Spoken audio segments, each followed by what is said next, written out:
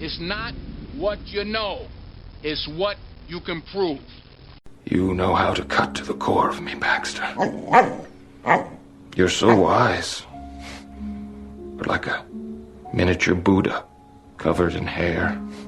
I want to become a guru so girls will like me. Then I will like myself. Now, before we do this, let's go over the ground rules.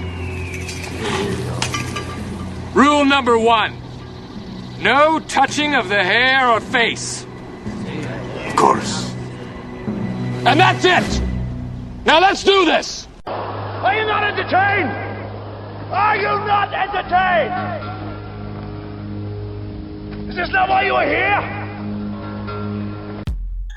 What's up, everybody? Welcome to another episode of the Golf Guru Show. I'm Jason Sutton, and I'm the Guru, where it is my mission to interview the top construction minds in the business, break them down, get them to share all of their stories, best practices, and information that's made them all successful, and then ultimately share it with you guys so we can all get better at teaching and coaching this crazy game. It is very important that you download this episode and all previous episodes of the Golf Guru Show and hit that purple subscribe button so you don't miss any future shows that will be coming your way. On this episode, I sit down and have a conversation with my good friend Jake Thurm. I know you guys have been waiting for Jake Thurm Part 2, so be very careful what you wish for, as this one was definitely epic. So first off, you can follow Jake on IG and the Twitter at Jake Thurm Golf. And if you want to go back and listen to his first episode, it would be episode 53. If you dig back into the archives, which was a really good one, I would go do that if you haven't listened to it already. All right, so let me set the table for this conversation. Jake was in town speaking at a V1 body track seminar. So we had planned on getting together to do part 2 for a long time now. This was just a great opportunity that he was in my hometown. But there were 2 conditions that we had set before we would do a part 2. 1, we had to do it face to face, so we had to do it live. And 2, it had to involve drinking good wine, which you know that I enjoy doing as well. So imagine that on my show, right? So I invited Jake to stay over at the house after the seminar. We had dinner, thanks to Mrs. Guru for some awesome food, and then we had some great wine, and then we just turned on the mics while sitting on the couch and then just went for it. And we tackled some very important and deep questions and topics about life and golf that I've been pondering lately.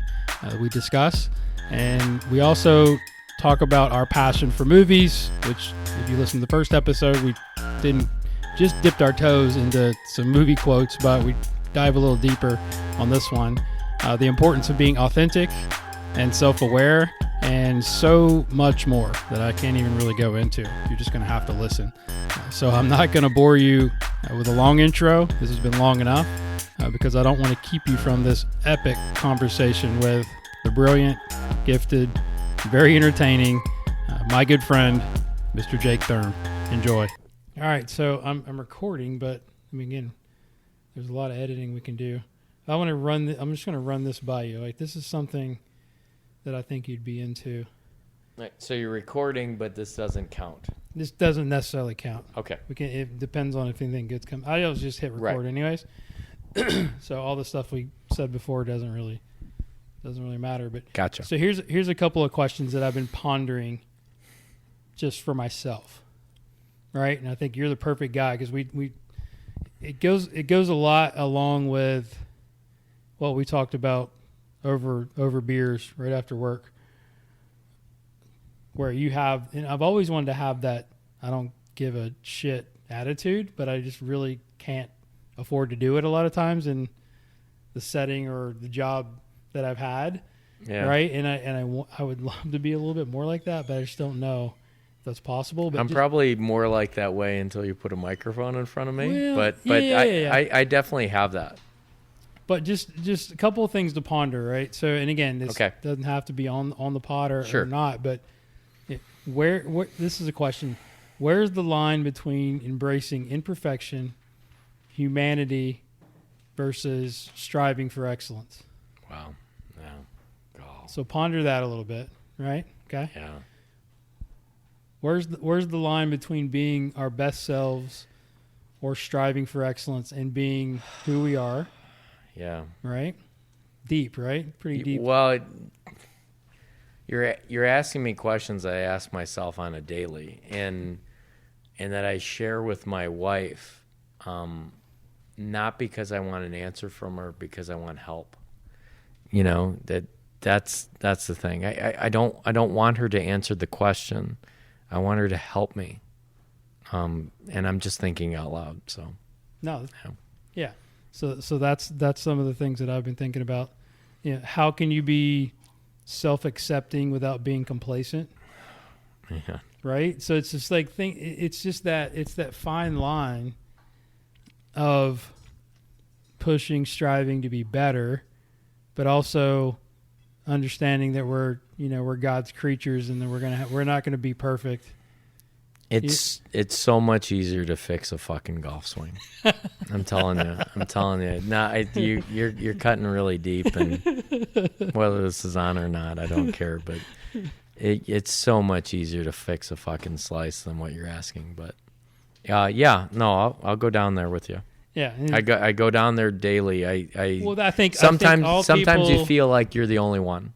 And you're not. You're not. There's people that are very self-aware. I think there you go. So self-aware is a big part of it. Yeah. I think that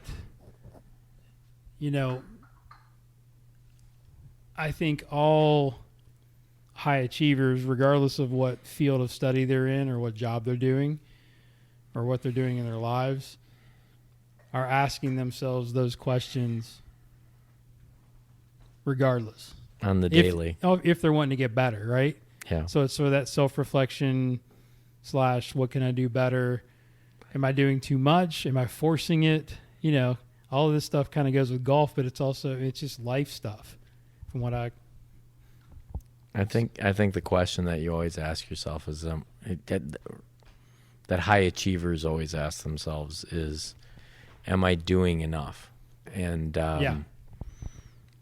if they're a high achiever, the answer is probably yes, but they're so close to it that they feel like they can't answer the question. Well, yeah, it's like when you're in it. Yeah, you're too close to it. You're too close to it, right? It's easy to look back on the year. I mean, do you have a process like at the end of each year where you go back and sort of look at what you did, what goals you set, what you achieved, anything you could do better? Do you have any sort of process like that? So you and I are obviously very familiar with Tony Robbins and stuff like that. So he something that he says that rings true for me is that people underestimate what they can do. They overestimate what they can do in 6 months or a year, but underestimate what they can do in 10. And I am living proof of that.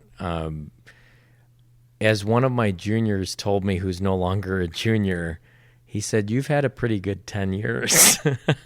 So he's now in his professional job. He played high school and college golf, had a scholarship, all these things. And so it's so funny. He's grown with me, and he goes, "You've had a pretty good 10 years." And you never stop and think about that. These moments that you've had or that you've dreamed about, when they have materialized, in a way, because you dreamed about them and they materialized, you tell yourself that makes sense. And I think that's okay, but I don't think you ever give yourself the credit, right? Sure. For having the dream.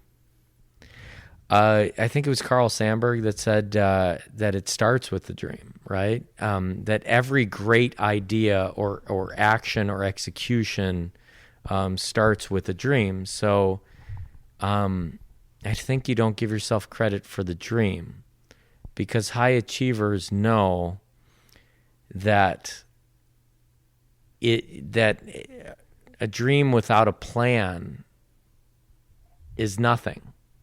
Right? So you're so wrapped up into the execution of the plan that you never stop and give yourself the opportunity to enjoy the fact that, and we're talking about me, so that a kid from Downers Grove, Illinois, who was a fair player is coaching in the greatest stage in the world. You're just sitting there going, I had this dream and now I'm living this dream, and that just makes sense. And then you just go to your next dream, and you're hoping that one materializes and makes sense too. But it really does start with that. But a dream without a plan is just that. So, but high achievers always have a plan. So it's tough to take a second and appreciate what you've done in 10 years because you're always looking for your next 10. I mean, Matthew McConaughey had that speech in the Oscars, didn't he? Yeah. He says he's chasing himself. Absolutely. I'm chasing you. But because you're 10 years older than me. I just found that out today. Almost. Not quite. Wait, what are you? 50. No, that's terrible. Yeah. I know. Thank you for bringing that up. No, it's okay. Appreciate it. But you thought I was 45. I did. I gave you 45. It's the hair. It's the hair. You're very trendy. Great hair. Yeah, thank you. Yeah. So it's something to be very proud of. Appreciate that. So yeah, I mean, I hate to be this way, but you are chasing a version of yourself in 10 years. Somebody told me a long time ago that your next 5 determines your next 20. It's so interesting. They told me that 15 years ago, and I still think my next 5 determines my next 20. I've never dropped that. I always think my next few years determines how I'm setting myself up. And now I've aged out of Golf Digest no longer considers me young. I was going to say, how long are we going to hold on to the under 40 thing? I'm not holding on to it, all right? There's no play for Mr. Gray, okay? The Just for Men stuff, that's I'm not hanging on to that. V1 and said that. I didn't. I know. Today. So yeah, I always think my next 5 just determines my next 20, and that's just my mindset. And you're so on the money there because you're so worried about the next thing, and worried's the wrong word. You're excited about the next thing. You're focused on the next thing. Yeah. That you don't actually get you know what power is in this life, Jason, is perspective. And sometimes I think that the thing I struggle with the most is having it. And I need how would you define perspective? Oh, golly. I'm not the one to answer that. The people that, because in the game of life, what's the lowest score shot on tour? 57? In the game of life, or Lynn and Pia 54. In the game of life, I have shot 53. I have. I married my college sweetheart. And you're only on hole 8 in your life. Think about that. 7 or 8, maybe. Well, I spent the first 40 years of my life trying to kill myself, and now I'm just spend the next 40 trying to stay alive. There you go. But I married my college, and you know this. You've done the same. I married my college sweetheart. She's given me 3 boys. And she's the role I played in that was the fun part. I mean, she gave me those boys. When I take a second and realize in this lifetime I have shot a 53, it's hard for me to think that way because I'm always so wrapped up in my own career, and I never feel like I'm achieving enough. And yet, and you know this because you deal with a lot of juniors, some of my favorite messages that I ever get from a junior is not necessarily the one playing D1. It's the one that goes, whatever the number, I broke 90, I broke 80, Right. I made my high school team. And this is in Chicago for anybody who's listening. I made Hinsdale Central. See, I had a kid who got cut from Hinsdale Central his freshman year, his sophomore year, and his junior year. Hinsdale Central in the Chicagoland area typically wins state. It's comprised of at least 4 Division I college players. This kid, got cut. Oh, hold on. This kid got cut freshman year. This kid got cut sophomore year. This kid got cut junior year. He didn't make the team until senior year. And he made it on the last possible spot, and he was the last possible spot to travel for the state tournament, and they won state. I have to tell you this, and he sent me a message recently to tell me what a great role model I was.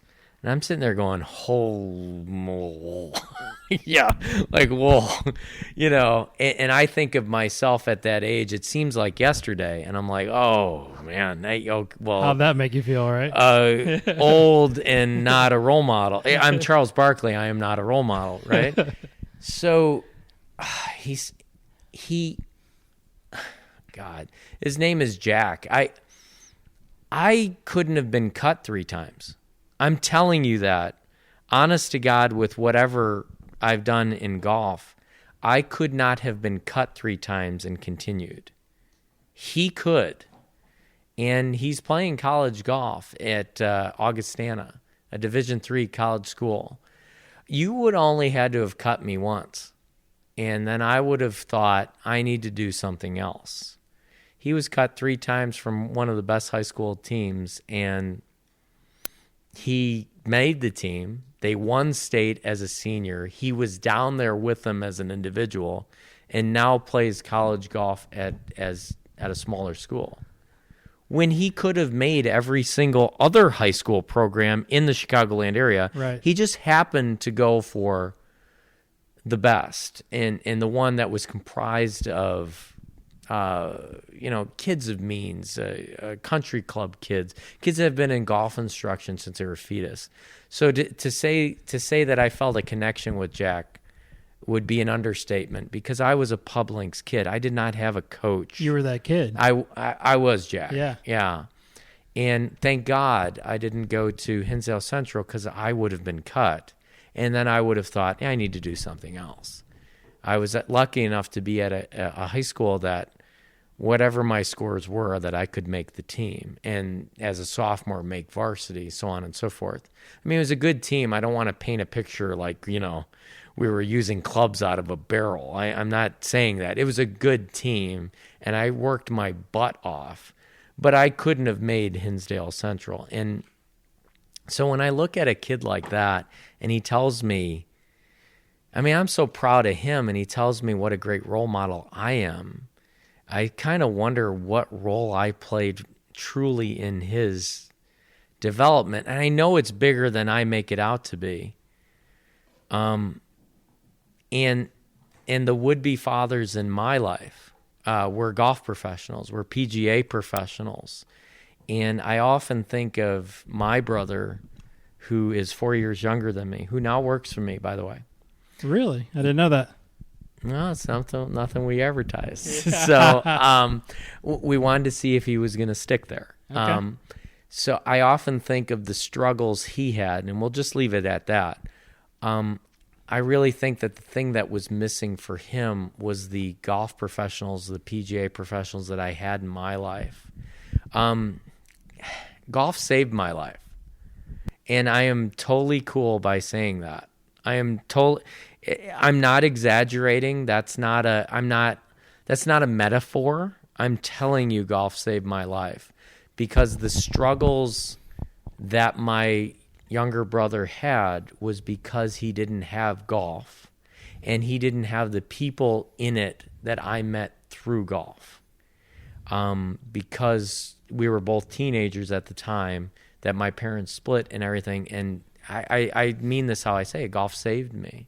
I didn't know that at the time, by the way. Sure, because you were in it. I was in it. I just Right. wanted to be a good player. Yeah. And I only thought good players were scratch golfers. That was my mindset. You're not good unless you're a scratch player. Now that I coach, I think good players are like scratch or like single-digit handicaps, not Sure. scratch handicaps. So, no, golf saved my life, and I'm okay with saying that. And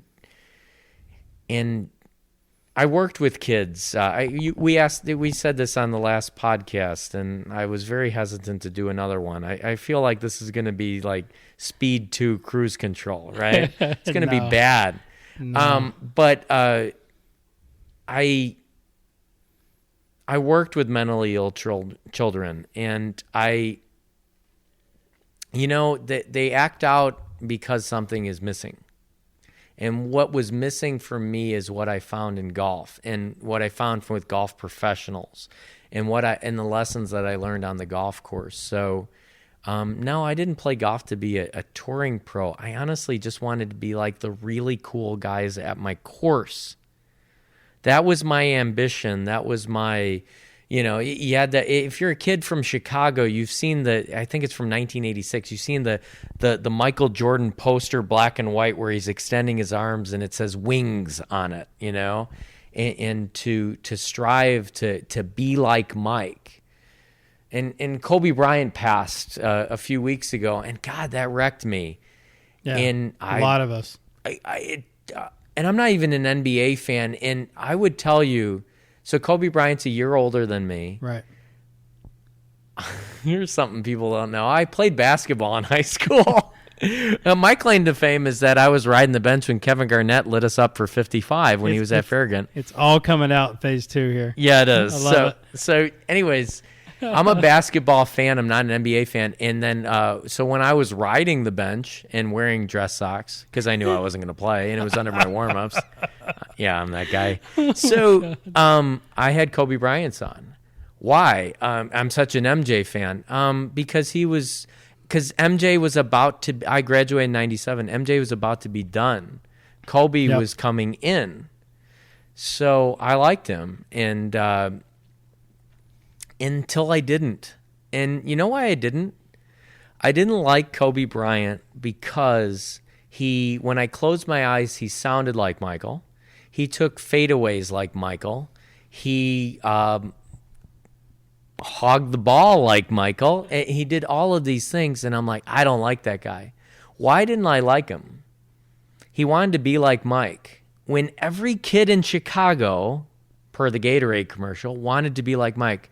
So I liked him, and then I didn't because he had the audacity to try to be like Mike. And then actually after, and this sounds morbid and weird, actually after the allegations, when everybody stopped liking Kobe, it's kind of when I became reacquainted with him. Everybody hated him. Yeah. And I'm not condoning that in any way. Only 2 people, and one of them is now gone, knows what happened there.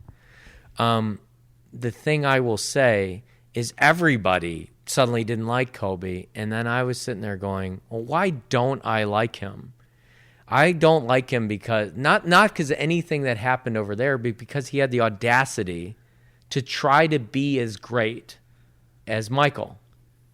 That's a really lousy reason to dislike someone. Yeah, I really started to like him, and it shook me a little bit. I was doing a golf school down in Calusa Pines. I was working with Scott Gregory, Tim Petrovic, Dudley Hart down there, and running a golf school for the members.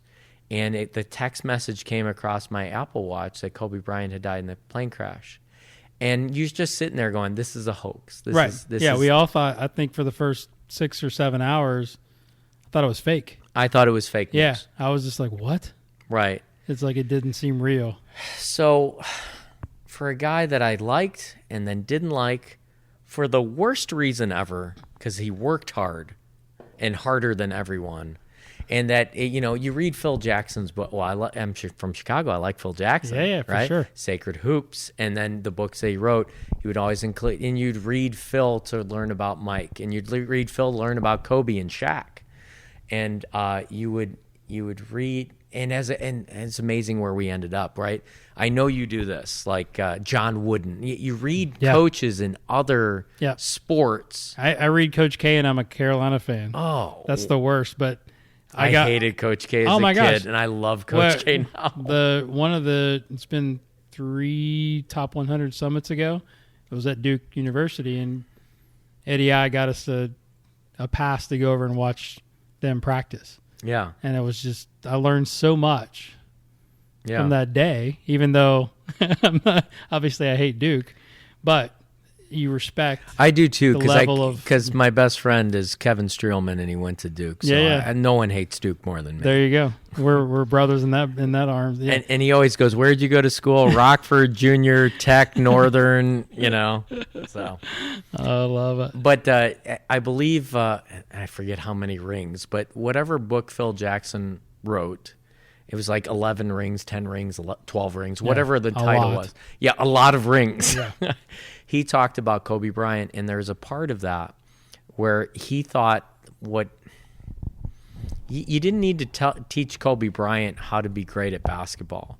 What you needed to teach Kobe Bryant was perspective. And the perspective was this, that Kobe's frustration was that people's 10s, like their level of 10, didn't meet his own. So when he would feel that, sense that, see that, he thought that they were playing, practicing, training at a 7, and it would frustrate the hell out of him because he didn't think they were meeting him on his level. And he thought, and Phil wrote in that book, that what he thought was that his job was to communicate to Kobe that people's 10s don't look like your 10s, right? There's a different level, yeah. Correct. And Kobe was known as a bad teammate, right? Early on. Yeah. He was known as... And Phil did not actually believe Kobe to be a bad teammate. He just thought that Kobe... If your 10 wasn't his 10, he thought you were giving a 7, and that was unacceptable to him, even though you might have been giving a 10. This is the question you let off with high achievers. Yep. That's the frustration of high achievers. So yeah, that shook me. I'm a hockey guy. I'm not an NBA guy, and the whole Mamba, hashtag Mamba mentality and all that. I get it. I'm there. I'm totally with it. And you know what? Here's something you won't hear a Chicago kid say. Here it is. Because everybody in Chicago I'm 41 years old, that is my age, wants to tell you about Michael Jeffrey Jordan. At least Kobe was 100% in on basketball. Michael left and played baseball. Then Michael left because he didn't like the management, and then he came back and played for the Wizards. Kobe was 100% in for 20 years on being great at basketball, and Michael didn't do that.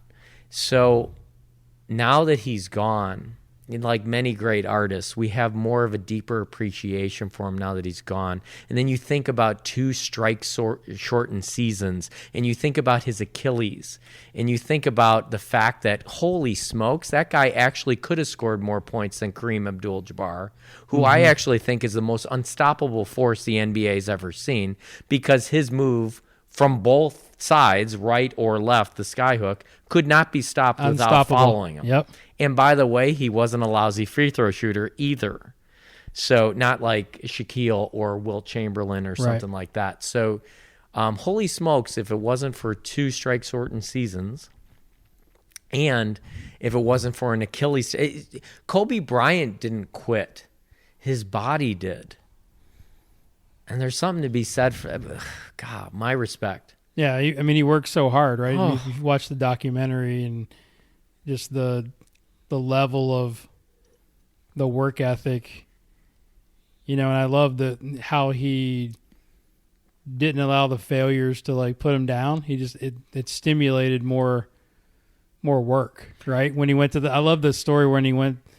He threw up the air balls early on, right? And I think it was like the first year or second year he was in the league, and he was so disappointed he let his team down. The first thing he does when he gets back home is he goes to the high school gym and shoots all night. Right? Yeah. That's what high achievers do, right? It's just like it's that kind of stuff that inspires me to like be a better coach. I agree. And though I may not have ever played anything, like, you ever seen the movie Searching for Bobby Fischer? Oh, one of my favorites. My son is nice better. Nice lead into the movies. Thank you. Well, it's easy for me. Yeah. Though my son is better at this than you'll ever be at anything in your life. Josh Waitzkin. Yes. Love that movie. So many good movie lines there that I use in golf. And for the young instructors out there, it's a movie about chess, and it's actually not a movie about Bobby Fischer necessarily. It's about a chess prodigy. Yeah. Watch it and tell me that you don't get derived golf from it. Even if you're a parent of a golfer, watch it. There's so many levels of junior golf and high school golf interlaced in that movie. Yeah. Don't move until you see it. Right. Don't move until you see it. I think that's such a, like, don't hit a shot till you see it. That's really stuck with me. What are some of your favorite lines from that movie, or what? Right. What's the? So it's good and bad, right? Yeah. And we'll start with that one. It's my son is better at this than you'll ever be at anything. That's probably a bad line. It's a good line for a movie, but it's probably a bad line for a lot of golf parents out there.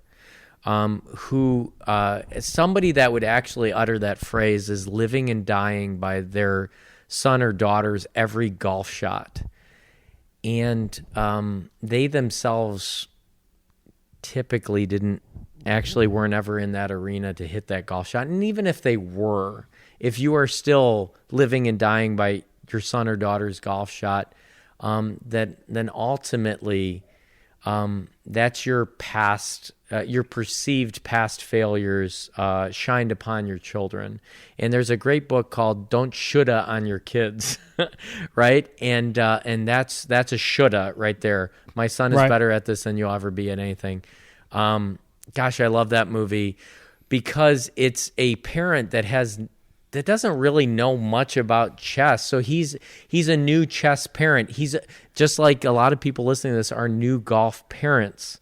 And I tell this to coaches because mostly coaches listen to this pod. I tell them, I'm like, listen, if you think you're just coaching kids, you're mistaken. You're not coaching juniors. You're coaching parents too. Yes. Because they need your guidance. They really do. You need to. They are the sponsor. They are paying for it. But at the same time, I said this today at the speaking engagement. I go, is your job? So I hear this so much from instructors where it's like, yeah, I told him what to do, and then he went and hit balls with his dad, and his dad told him something else. And then I tell that instructor, I go, well, that's your fault. Right. And they go, what? No, the dad, he like gave him terrible advice. Yes, that's your fault. I mean, what are you talking about? Your job is to coach the father or grandfather or whoever it is to see their golf swing through your eyes. That's your job. Did you really think your job was for that son or daughter to not play golf with their parents? That's not very good. And as I told you, that's something that I tell my sons. That's the best day of my life. So I'm sorry, I'm not going to like a coach that doesn't want my son, I have 3 boys at home, that doesn't want my sons playing golf with me. Your job is to coach them, to meld them, to guide them, to see their swings, their course management, their decision-making through your eyes. Trust me, they want your guidance too. But if left alone, it's going to be, unfortunately, the instruction that kid paid for, which was 0. You know? So I love that about Searching for Bobby Fischer. You have a new chess parent with a prodigy that doesn't know how to handle it, and then unfortunately makes all the mistakes. And then you got some street smart guy with Lawrence Fishburne. Yeah, he was great. Who is awesome in that movie. Yeah.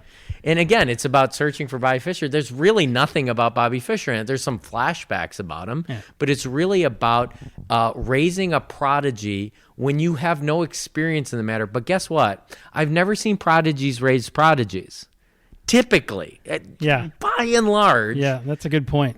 Parents discover that they have prodigies, not prodigies raising prodigies. You know? Yeah. So do you think positioning the characters in that movie, like the expert chess coach, how do you feel he handled Josh Waitzkin? Because it's almost look at him as almost like the expert coach, and he's dealing with a difficult father, and then Lawrence Fishburne's almost like the tour pro, the old savvy tour pro that he sort of leans on after after he's like, you can't, you're too technical. You're too technical. You need to like lead with your gut. Right. And oh my gosh, that if that doesn't there's a lot of layers. Oh, so the thing of it is sometimes we're too close to it. And you and I had a nice conversation in the other room about, I asked you a question about, I have 3 boys. You have 2 children. They both play golf. You have a daughter and you have a son, and your son is playing college golf on scholarship. Mm-hmm. And I think my question was similar to almost like, did you want to be a swing coach? Because I kind of, and I told you, because at this point I kind of don't want to be. Sure. And I'll grow into the role if needs be.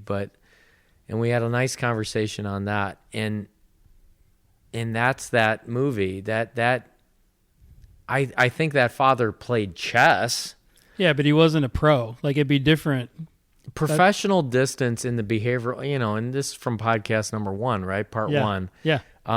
Professional distance is something that you learn in the behavioral sciences. And it's so easy when it's not your relative, right? And it's so difficult when it is. Yeah, no doubt. Because they got the goods on you and you got the goods on them. And who's going to use it first? And you live with them. Oh, it's something. Yeah. I mean, we can dig into that, but I mean, absolutely. I think, I want to talk about some of the movies that have influenced us, because I think it's, I love movies. Yeah, it's, you may be the one person that I've ever met that knows more movie lines than me. You're not the first person that says that, but honestly, it's mostly like Zoolander. That's, if I ever got the question of the absurd behavior, right? It's like I watch really bad, movies over and over because I feel like I have missed something and I find Jason, something different. Please. Terribly awesome is how I label them. I am sitting in your living room. We'll send out a picture later. Yeah. With Patrick Swayze as Bodie from Point Break on my T-shirt. I Okay, know. Which is maybe one of the greatest cinematic heroes or anti-heroes in the history of cinema. Yes. So that's what we label as terribly awesome. One of my best friends, who's my oldest son's godfather, we always like to get each other a gift, and the gift that I got him last year, and he got me this gift, so I have to give props. I got to get that T-shirt. Oh, you're in. The only thing I would challenge you, maybe I want to make it a tank top so you can show off a little more skin. I got him an over the top T-shirt. With Stallone, Lincoln Hawk. There you go. Which I was tempted to name my firstborn, but so I got him that shirt, and he goes, "I've never been more complimented on a T-shirt." And I go, "Well, you know why that is?" And he goes, "Why?" He goes, "I go because it's the only movie that has combined child custody with arm wrestling." And there's so much to learn from that. So, oh my God. Let me interrupt you there, because good. Regardless of the format of this podcast, sure. Starting out, I actually did some research. Oh no! Like I told you that the whole day that I watched you speak eloquently, I might add, I was taking notes and thinking about what should we talk about on the podcast. And I know we have this movie sort of fetish, or whatever you want to call it. No, that's right on the money, fetish. So my question, this is the way I worded it, so we'll see how it comes out. I said, what movies in your childhood had an effect on your life, mindset, or pushed you in a direction as far as changing or adapting a habit or behavior? Okay, so I don't want to talk over this question and be like I'm so cool, right? So the first thing, I'm going to go with Scott Van Pelt's theory on movies. And it's also his theory on wearing another man's name on your back, because if you wear another man's name on your back, you're ultimately his bitch. Okay, so his theory is this. What about a name or a face on your chest? Of Swayze? Yeah. So my best friend, who's my son's godfather, would tell you I was the best man in his wedding. And when he got married, it was the week Swayze passed away. And I put him in my speech And I said, I know it's tough for us to celebrate as the nation mourns the loss of Patrick Swayze. And that got laughs, and I was like, who's laughing? I'm like, Roadhouse is like one of the greatest movies ever. For about 50 minutes, it Pain- is. pain And then don't hurt. And then it had no idea how to end.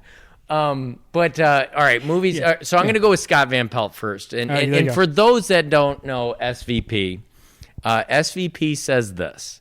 He goes, whatever athlete was your favorite or movie was your favorite when you were like 12 or 13 years old, it's your favorite athlete and it's your favorite movie. So I'm going to say that first, and this has no bearing on anything you just asked me that was coming of age. Okay, so favorite athlete at 13 was definitely Michael Jeffrey Jordan. There was no question about that. There was other ones too. Wayne Gretzky, Bo Jackson, who his son worked for me, and I've played a ton of golf with Bo Jackson. I don't get starstruck very often, but I was that very first round. And me hitting it by Bo Jackson, who has much more club head speed than me, his line to me was, how does a little skinny white boy like you hit the ball so far? Right? And I told him, without missing a beat, because I'm a tremendous athlete. The greatest athlete I've ever met. Ever. Ever. That's classic. Yeah, I played at... The irony is so thick. Well, I played junior college. I mean, and I rode the bench in other sports. So Yeah. that's what I told him. Anyways, so if we go with SVP's theory on this, Michael Jeffrey Jordan is my favorite athlete, and my favorite movie would be actually the movie Ghostbusters. When I was 13 years old, I rewatched that a million times. I am such an 80s kid. It's ridiculous. Big fan of the 80s. We can s- go deep in the 80s. Oh, God. And Okay, so cool. retro video games. I mean, and it's not just Ghostbusters, Indiana Jones, Star Wars, Back to the Future, Goonies, The Princess Bride, all of these movies. They do this thing on Netflix called The Movies That Made Us, right? Weird Science. Weird 16 Candles, perhaps. So Streelman and I Late out 80s, on tour, okay, anytime I was driving, we'd be like, give me the keys. We would shout that he from doesn't even across. have his license, Lisa. He don't even have his license, Lisa. You're like, can we dance with your dates? So Weird Science is just an enormous movie for us. There you go. Vacation with Chevy Yeah. and Fletch. Well, we talked about Fletch we today. talked about Fletcher. I and quoted Fletch Lives. Yeah, in one of your speeches. Why in the that. world people think Fletch Lives is Caddyshack 2? 6'5" with the afro. What- Nice briefcase. Couldn't guess your weight. There's just so many lines. The ultimate one-liner movie of all time is Fletch. Like So good. Mr. Babar. Is that 1B or 2? It's 1B. B-A-B-A-R. That's 2. Oh, I thought you meant right next to each other. That's what I thought you meant. Can I borrow your towel? I just hit a water hit buffalo. Right. Yeah. Isn't there a children's book about a elephant named Babar? I don't know. I don't have any children. No, books about elephants. It's phenomenal. Yeah. But anyways, so to get back to the question, movies the coming of age movies. All right. So I'll get a little deeper than what I just named. Let's go. All right. Hoosiers. Oh, Hoosiers. Massive. The locker room speech, unbelievable. You don't. Maybe I didn't hear this enough when I was a kid, and certainly my sons do, and they roll their eyes, and I like that they roll their eyes. And I like that my juniors in my USA Junior program roll their eyes when I tell them I love them. And it's from the movie Hoosiers. He goes, guys, I love you. Yeah. Right? Simple, but so powerful. When they measure the basketball court at the end, it just to let them know that, yeah, there's more people sitting in these stands, but it's the same game. The story from the PGA Tour would be the first Masters I ever coached in, and I was I'm not a good actor, but I was trying to be, and we got 2 kids from Wheaton, Illinois, who are on Golf's grandest stage, and Kevin's there, and Kevin's played in Masters before I ever helped him, Kevin Streelman, and he looks at me and he goes, "So what do you think?" And I'm making a face right now that because he gets it, right? Yeah, he's like, "So what do you think?" How big it is for a coach, right? And I go, "Looks like a fucking golf course." That's the good coach in you, though. Right. There's a tee box. They put a flag stick that way. Yeah. And it looks like the same game we've been playing ever since. And then you want to go home and into your room and then just scream. But this is amazing. Right. It's the measuring of the basketball. Correct. Yeah. Correct. So I'm still waiting on that moment. Well, it's coming. Yeah. It's coming. It is. And that was a coming of age. I'm going to throw some other coming of age movies, and they may not be necessarily athletic movies, but it's okay. No, they have to be. Dead Poet Society. Love it. Dead Poet Society. Love it. Yeah. Gosh, we're so brothers right now. That is like you're just reeling off the ones that I just watch over. If it comes on HBO. Oh, Neil. Oh, my son. Yeah. Which is actually read from that 80s show. Just keep that in mind. Yeah. Oh, that's amazing stuff. And Robin Williams is so underrated. One that we lost way too early because, But only in our dreams can we truly be free. It has always been thus, and it will always be. Who said that? Keating, which was his character's name. That's one of my favorite lines from that. So good.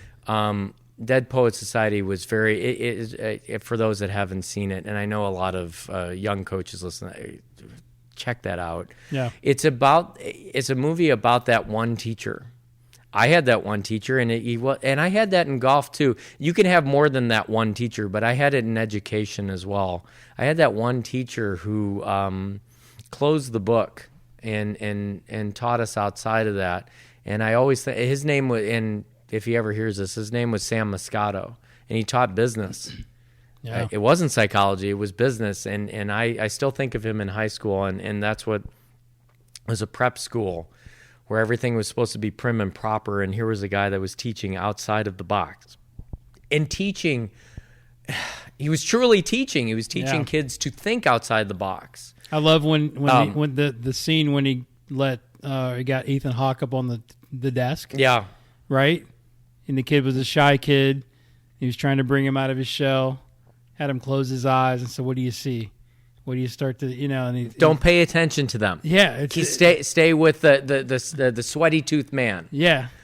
And I'm happy you said that scene because the scene I was going to go with was, and I believe the character's name was Dalton, where he had kids walking in the courtyard. Yes. And he goes, Mr. Dalton, is there something wrong with your legs? And then he goes, I am exercising the choice not to walk. Yes. Right? And that's the other scene that sticks out in my mind. And he goes, thank you, Mr. Dalton. You've completely shown the point of the exercise. Yes. Yeah. Yes. Love it. Yeah. So that's the one that's a coming of age movie. I'm gonna go funnier with you. So I got a little older. Swingers was a big important movie to me. You're money, baby. You're so money, baby. Vince Vaughn, who's from Chicago. I mean, that's impossible not to like him. He's from Buffalo Grove. And 1996, I graduated high school in 97. I'm watching this independent movie that I'm heard was so great. And the first time I saw it, I was like, it's okay. Yeah. Right? And then I saw it again and again, and it spoke to me on so many levels because so much of it was, there's some freedom in improv and independent and where it was authentic, and it felt like the conversation. And those were all his friends. John Favreau. Oh, yeah. Oh, my gosh. Right. How good a career has John Favreau had? Unbelievable. Who was probably secretly the genius behind Swingers, not Vince. Right. He's the one behind the scenes feeding the lines or at least creating the environment in which Vince can to be how he is in that movie, Trent. And I just that was a big because there was guys out of college trying to make their career, and I was going into college. It's always somebody that's a little bit older than me. It's the chase. It's the McConaughey thing all over again. So that would be another coming of age movie. things that, gosh, there's so many movies that inspire me. And I always say that your favorite movie is not necessarily, I mean, the greatest movies of all time are The Godfather and The Godfather 2. And Godfather 2 might be better than 1, but at the same time, your favorite movie is the one you rewatch the most. Yes. So Shawshank Redemption, and something like that. It's the ones that you can go, oh, that's that scene. All right, I'm in. Right? Yeah. And you watch until its completion. Those are, to go with the SVP from the beginning, those are actually your favorite movies. The ones that you've seen 100 times, not the ones that you were happy you saw once. Yeah. So. And I think it's identifying the now and your favorite actors, and then going back. That's the fun thing for me. Like School Ties. Oh yeah. Remember that? Like you look at the amount of acting talent, the Matt Damon, the Affleck, Ben Affleck, Brendan Fraser. Yeah, unbelievable, and so right? Like you just look at those types, and I think those are the ones that I tend to gravitate towards as well. Totally.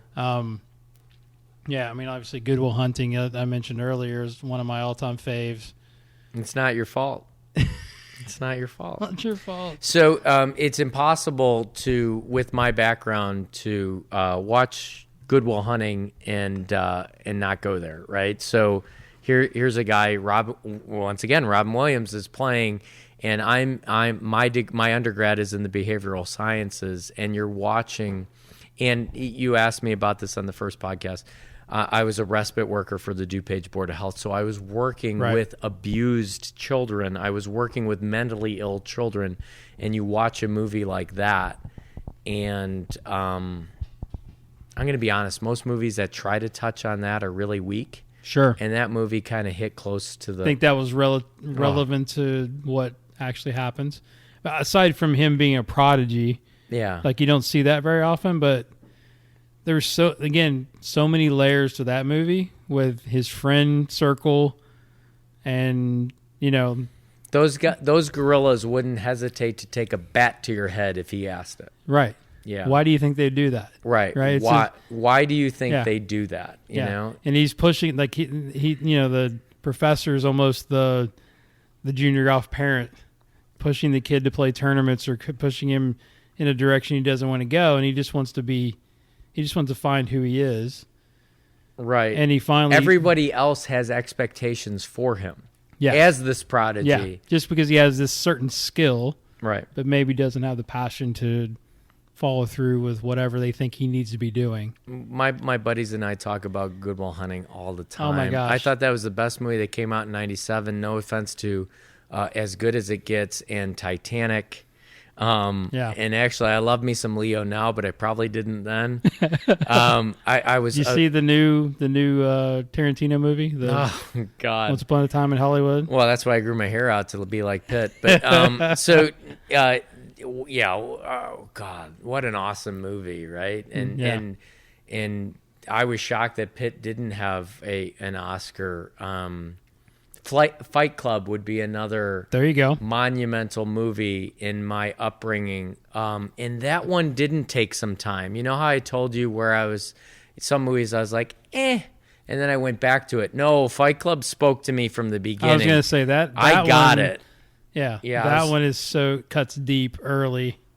You've heard the backstory on that, where he's him, Norton, and Fincher, the director. Okay. He said it was the only movie he didn't give a shit about how it did. And that was Pitt talking. He said actually he went to the screening and he was probably baked out of his mind at that point. And he said, I don't care. He goes, because this is probably the best thing I'll ever do. And as awesome as Pitt is, my 8-year-old is named Tristan, by the way, which is from Legends of the Fall. Oh, and that's there's another one. There's a discussion. That's right one there. I've watched for about 150 times. I have a story on that. Cool. But, so golly, you're going so deep on me right now. So that's great. So the movie Seven was awesome, right? Yeah. All right, so I was familiar with this pretty boy in Thelma and Louise. And I'm like, yeah, I don't like this guy. Yeah, the hell with his, 8-pack, and his pretty long hair. Right. The hell with it. This splash in the pan, this heartthrob. The hell with this guy. I don't want to see it. Yeah. And then everyone told me about Seven, and I go, you know what? I'll see it for Morgan Freeman and Spacey. Sure. Right.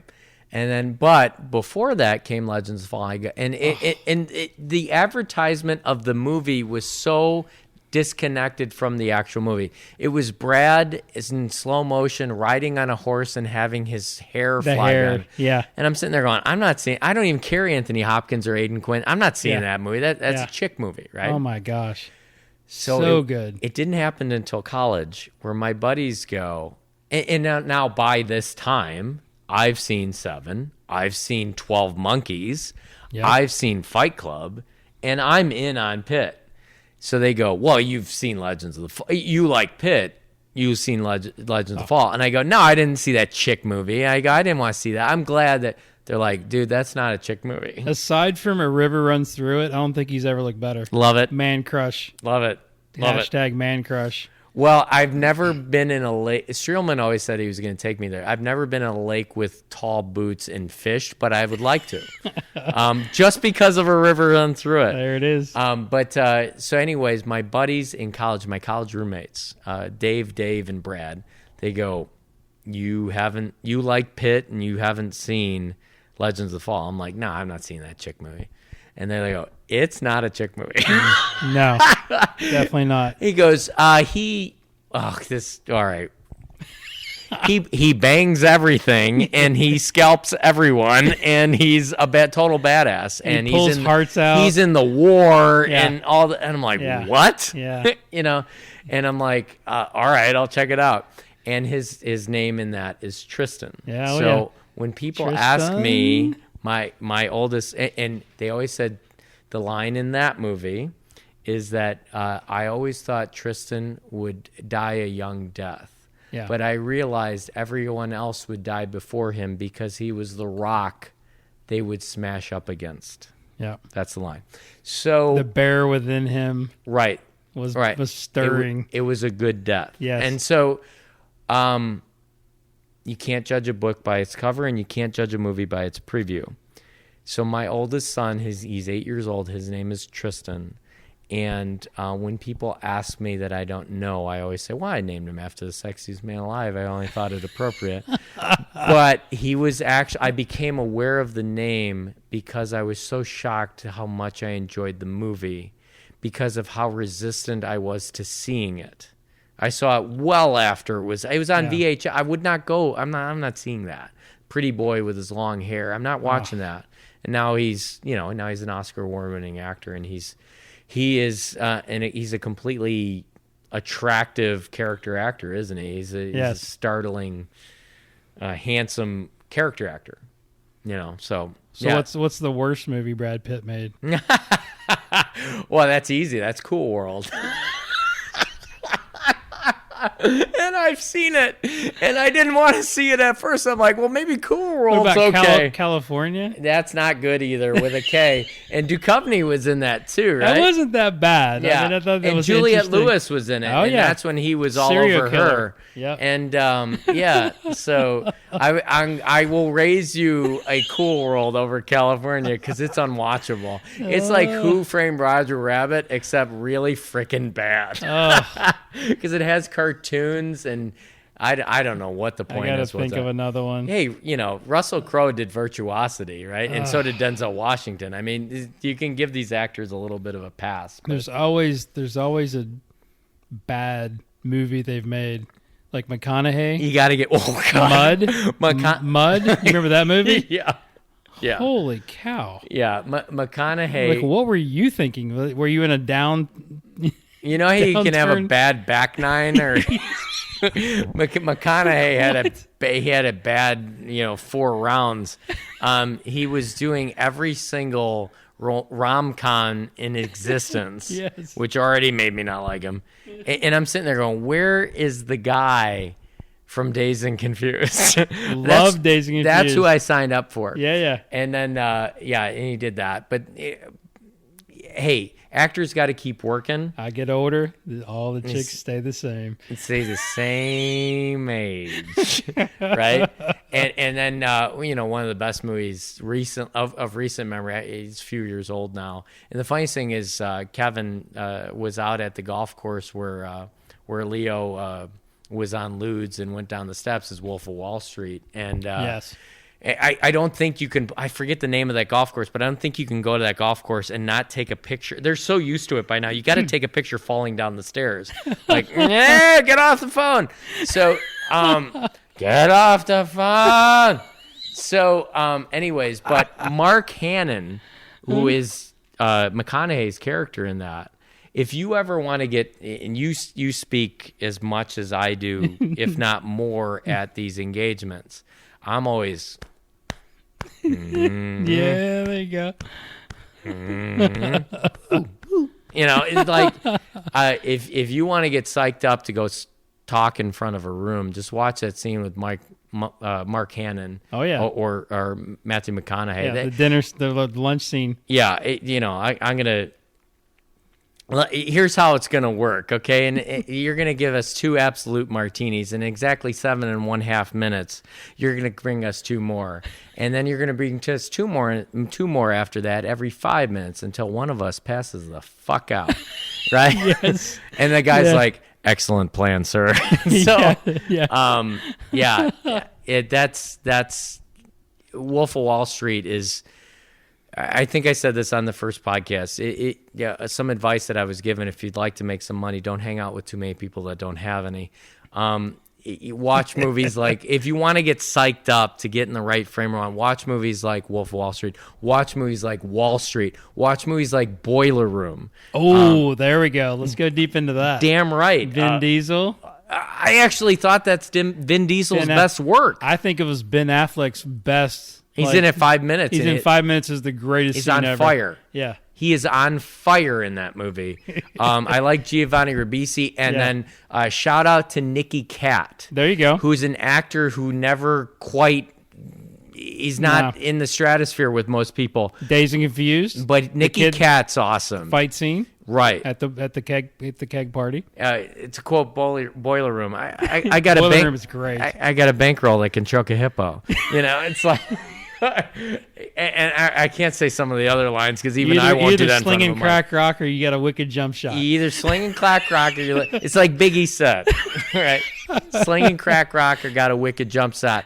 So I did the white guy version of having a wicked jump shot, and I became a stockbroker. I love it. Boom. Oh, love that movie. So good. Yeah, I really think that's a trilogy in itself, right? Wall Street, Sheen, and Gordon Gekko, and then Ribisi, and then you got obviously Leo. Yeah, who's the guy that played Greg, the boss? Oh, he could sell ice to an Eskimo. Guy?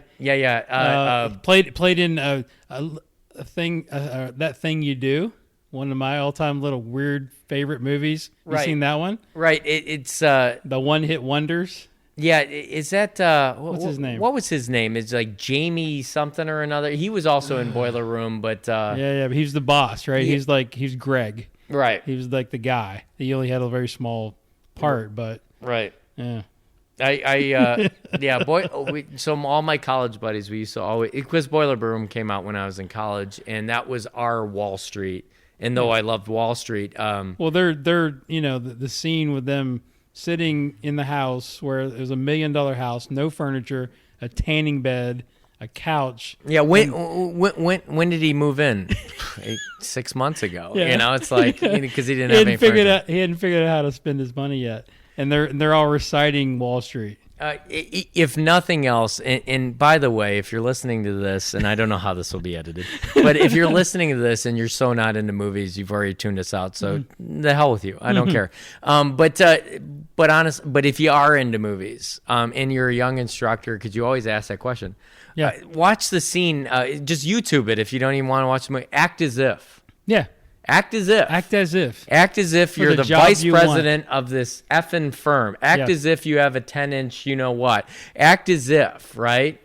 And I got to be honest with you, no one can tell the difference. So I'm not telling you to lie. I'm not telling you to be disingenuous. I'm not telling you to be not authentic. But at the same time, act as if. Because if you act as if for long enough, one, you'll start believing it, and two, so will everybody else. And they'll probably believe it before you do, as if you're good enough at it. So, Absolutely. Yeah. Love that. I love that scene. When you're making their effing Lexus payments. Right. Here's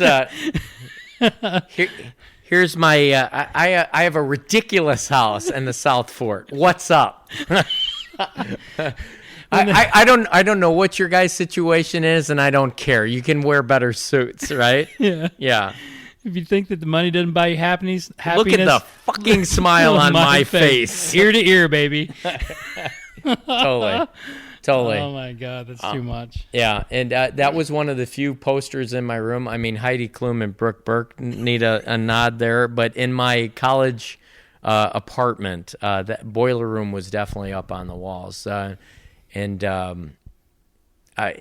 Movies like that, that's a movie about a high achiever. Wolf of Wall Street, despite the debauchery, is a movie about a high achiever. That's right. Yeah, so if that can't, if you can't, one, get pumped up about it, and two, laugh at the parts that you're supposed to laugh at.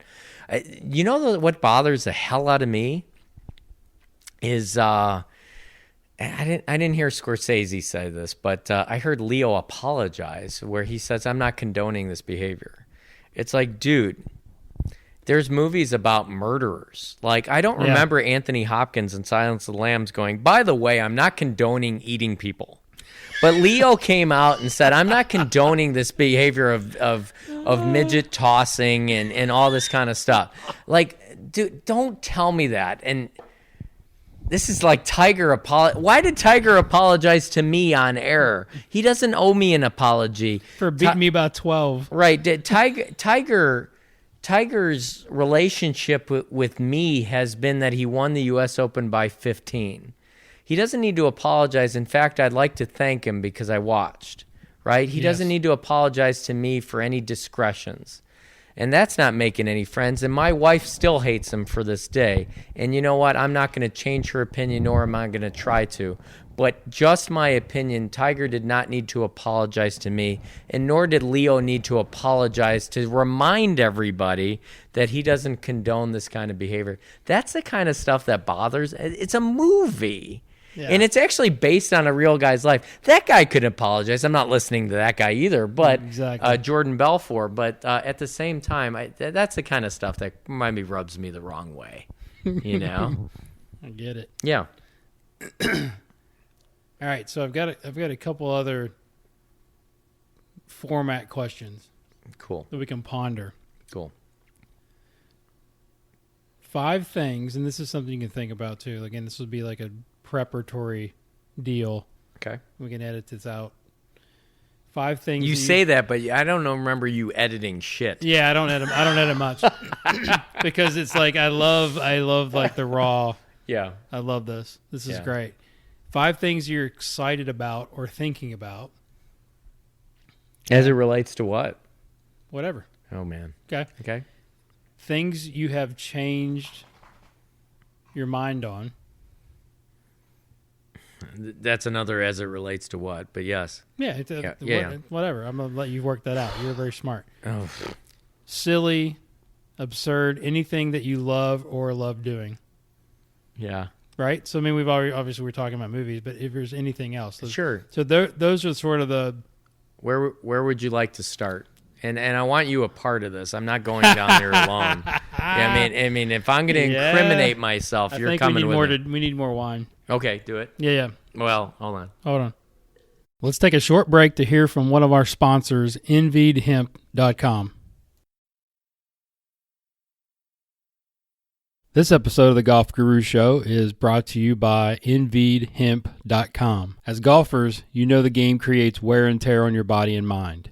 Envied CBD products can organically rejuvenate you. They come in 3 varieties: Relief, Clarity, and Relax. Relief CBD products help relieve pain. Clarity allows you to focus on those critical shots. And Relax CBD products are for those anxious golf moments. Right now, I've got an incredible special for you. Go to InveedHemp.com and use the promo code GURU20 for a 20% discount for life. And now back to my conversation with Jake Thurm. He goes, yeah, he doesn't deserve you. And it's absolutely true. The things that golf teaches us, the actual thing that draw me to the game, again, because for those that's heard part one, my background is in clinical psychology. My undergrad is in psychology as it applies to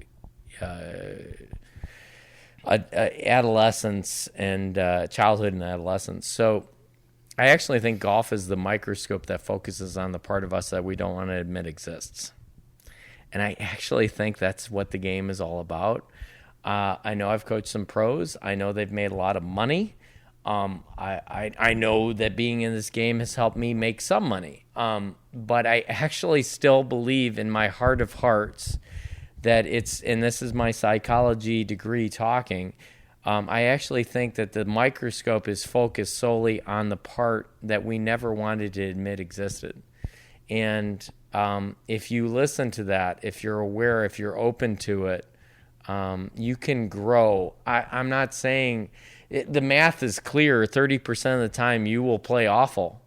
And if you go by the handicap system, 30% of the time you will play awful. But 100% of the time, if you are open to it, you will learn something. And learning is what happens when winning doesn't take place.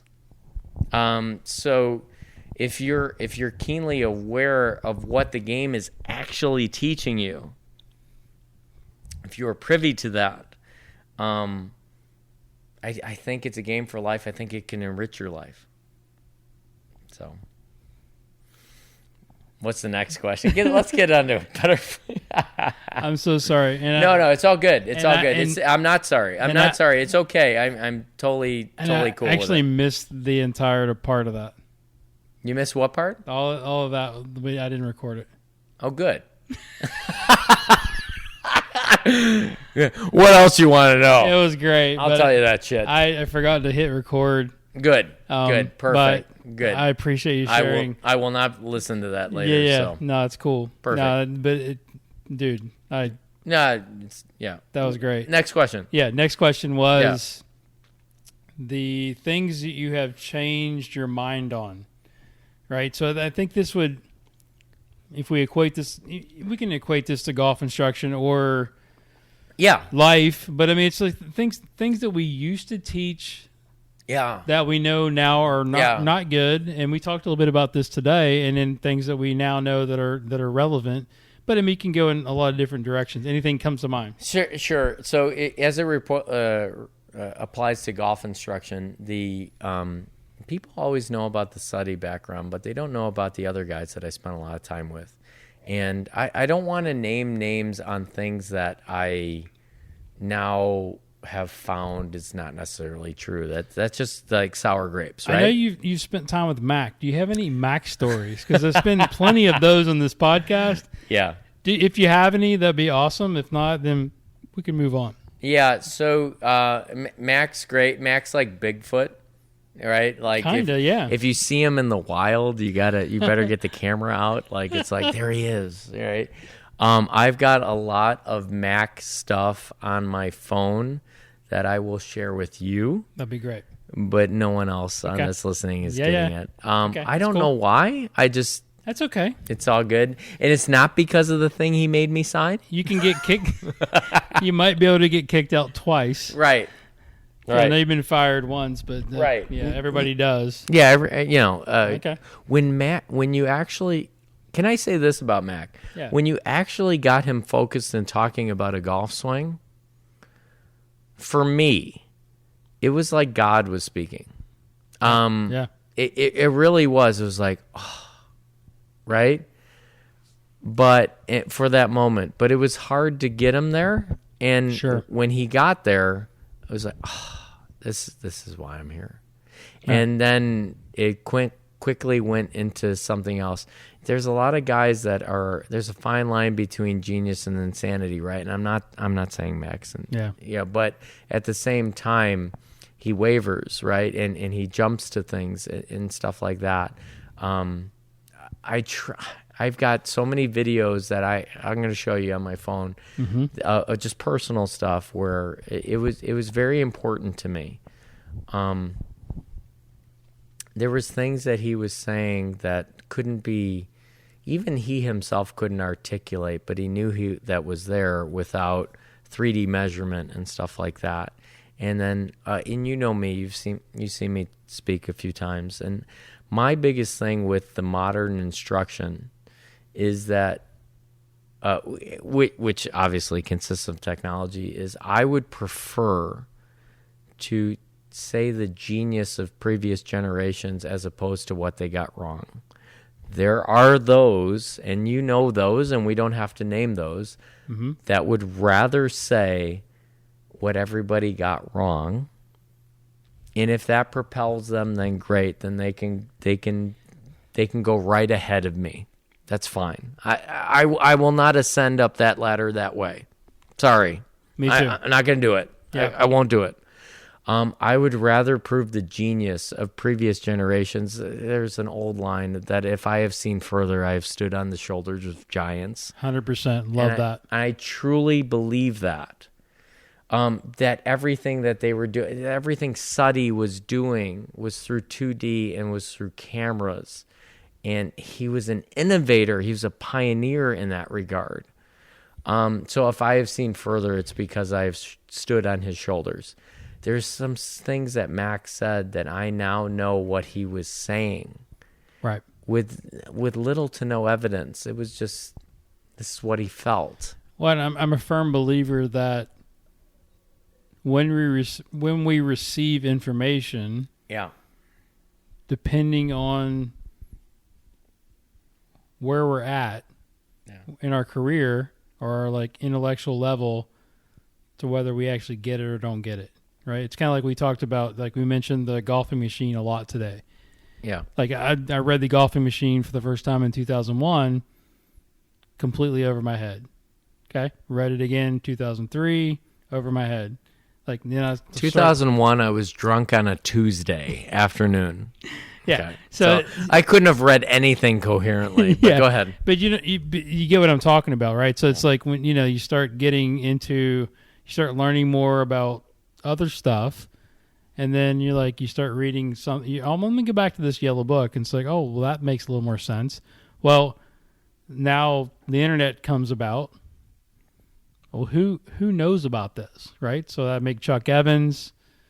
I meet guys that you start reading books about guys that are interpreting the book, right? I mean, it's the point. It's not just the book. I'm just saying, at the point of when you are, where are you, right? So when you're giving a speech, when you're talking to a group, like you said today, like I assess the group as this, right? Yeah. Like, where are you at? You want to meet them where they're at. Like, that's when you start to learn. If it's above them, it may take a little bit. Okay, the good ones are going to search it. The bad ones are going to dismiss it. Right? Right. So it's just kind of, that's where I think a lot of times when we look back at our careers, it's like I wasn't ready for it. Right? You hear something and it doesn't respond. Doesn't like resonate. The interesting thing is I'm gonna say a player's comment as a way of speaking to teachers, because I ultimately believe that somebody that delves as deep as this player should become a teacher, or usually becomes a teacher. Mm-hmm. So I had the good fortune of being around. I was a content creator, a certification creator for a 3D company. So I was around Bryson DeChambeau, right. Mike Shy, and Chris Como was there. But I was brought in as an expert on this technology company. So the interesting thing is, I'm going to use a quote from Bryson. His philosophy, and goes back to what you say about, and I'm not saying this because of, obviously, his Bible through a certain point of his life was the golf machine.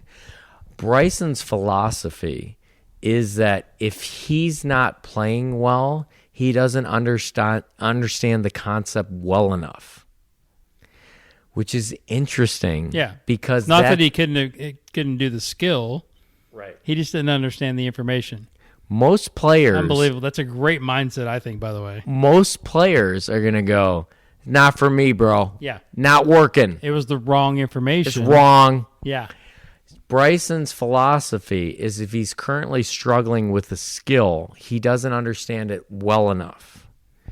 And typically that person, if I can compare myself to a guy that's a top 5 player in the world and yourself, typically that person becomes a teacher. He just happens to be a player in this regard, in this notion. So I love the show Arrested Development. And Job goes, I hear the jury is still out on science. So, but that's, the jury is not still out on science. Honestly, if the science in itself is wrong, it's not that science is wrong. We just don't have the understanding yet, right? So that's Bryson's philosophy. And to that I say, I'm with you. I get it. Yeah. I totally get it. And the only thing I would challenge for those listening to the podcast that idolize Bryson, that want to be like Bryson, I do still think that guys that are that minded end up like you and me on the couch with wine more than they end up as the top 5 player in the world. Yeah. But I'm with him. I wouldn't, me personally, if I had that ability, I don't know if I would do it any different. And I'm not talking about golf swing methodology. I'm talking about how he goes about analyzing his game. I would do it the same way, but I'm an instructor. You're an instructor. Yeah. We're analytical. Different lens. Yes. Yeah, and he probably is as close to a sort of an instructor / scientist lens playing the game. Totally. Out there. Yeah, it's a weird deal, right? Which makes it like when I listen to I've heard him on a few podcasts and I'm like, I could work with that guy. Like, that's our dream student, sort of, maybe not. Like it could go overboard, but I mean, it's like but again, it's not always what the greatest players think about. He's different. I like people who are great at being themselves. Yeah. Even if 100%. Even if it's being an asshole. Back to the original question. Right? Right. What's the line between embracing imperfection, humanity, versus striving for excellence? It's such a fine line, right? Yeah, the answer is authenticity. And if I can make it funny, because we've already been way too real for this, jag-offs. So if I can make it real, there's a if I can bring it back to the Chicago people, there is a quarterback that used to play for the Bears who is now on Very Cavalieri, right? It's Jay Cutler. Yeah, I watched the show. I'm not happy to say. No, you are happy to say. The best parts of that are Jay. Yeah. Not really. I like people that are unapologetically themselves, and he is. And I actually think that had he done the show while he was the quarterback of the Bears, the people, hey, if you hated him, you would have hated him. Yeah. But if you were on the fence, you would have got him. You would have been like, you know what? Actually, that stuff on the sidelines, he doesn't actually give us about anything. He doesn't overreact to something that's not worthy of overreacting to. Sure. I like people, again, that's an awful segue, but I love people in life that are unapologetically themselves. One of the questions that I think you'll go to eventually is like, what do you hate? And you can ask me that again and maybe I'll expand, but yeah. I hate phony. I I really do. It's okay if you're a jag. It's okay if you're great. If or a nice person, it's okay. I just hate phony. And we see that in our business where the guy says the right thing because the guy's down the street, but he doesn't mean it.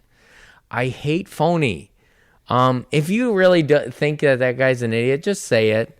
Yeah, you're a jag for saying that, but at the same time, at least you're being true to yourself. Mm-hmm.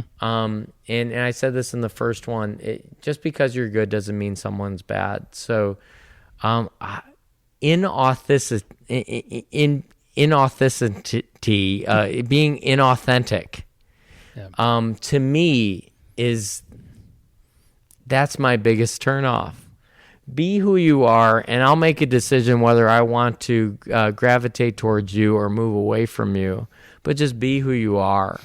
If I have to find out later that you're not who you are, then in any instructor knows what I'm talking about, because I used to write letters and that were never responded to. Or I told you this on the walk to the car. Mm-hmm. That's my intellectual property you're stealing from me. And I'm sitting there going, I didn't write the letter back. No. I said, well, golly, I thought this was learning. Right. You know, when I'm in a college setting with 50 kids in the room, I didn't think all 50 students were stealing from the professor. Right. But obviously you see it as such. I really didn't get too emotional on that one, though. I'll be honest with you. I really chalked it up to, that's not a dude I want to associate with. There you go. You start weeding it out. Right. Yeah, it's what it is. What it is. I hope to think that we've moved past that. Right. I mean, again, and that's one of the premises of this podcast is sharing information. Right. I didn't make any of this up. No, and I it's like I've never met too many people that have an original thought. Right, and obviously we have our style, we have our personalities, we have our the things that sort of put us together, but you can't replace the movie. We didn't invent the movie quotes. We didn't invent the quotes that we pass on to our students. It's all that stuff that makes up the next generation, right? And that's our job. That's our obligation to pass all the stuff that we've learned from other people to somebody else. And when somebody says that really gets me that really irritates me. Can I be slightly pessimistic? Absolutely. Sharing, hashtag, or quote unquote, sharing has become a way of marketing. So if there was not a social media world, I don't think anything would have changed with human beings. In other words, the sharing now, quote unquote, has now become the way to create awareness, which now creates a way to fill your lesson book. And it's disingenuous, the sharing out there for some. Sure. Where I'm putting this out for free because I know that people are going to come to the horse's mouth. So I would love to go down that rabbit hole with you and tell you that it is different than it was when I tried to learn, but I'm not all the way there on that. I think the sharing is what you call sharing, I might call marketing. Yeah. No, there's a very fine line. Right. I agree. And I'm doing it myself. Like I'm not saying that I'm not marketing when I'm sharing. I think it's one and the same. So I think the difference is, what are you expecting to get? Right? Right. That's a big question. Right? I'm not expecting to get anything. All I'm expecting to get is a testimonial. Hey, I learned this from this guy that helped somebody else. Right? If it comes back as something else, then that's great. But that's not the intent. I've had people shadow me, and I know you've had people shadow you. I've had people shadow me with lousy questions. Sure. Yeah. I freely admit that that's my opinion, that their questions were lousy. But I know they walked out of shadowing with me going, like, yeah. I don't know why he's doing so well. I do that. Yeah. And I'm sitting there going, I'm sorry. Was I supposed to just start talking and to tell you, like, again, too often in social media, sharing is marketing. Mm-hmm. If you would like to, you always ask about the young instructors. If you would like to know the difference, then meet them in person. Right.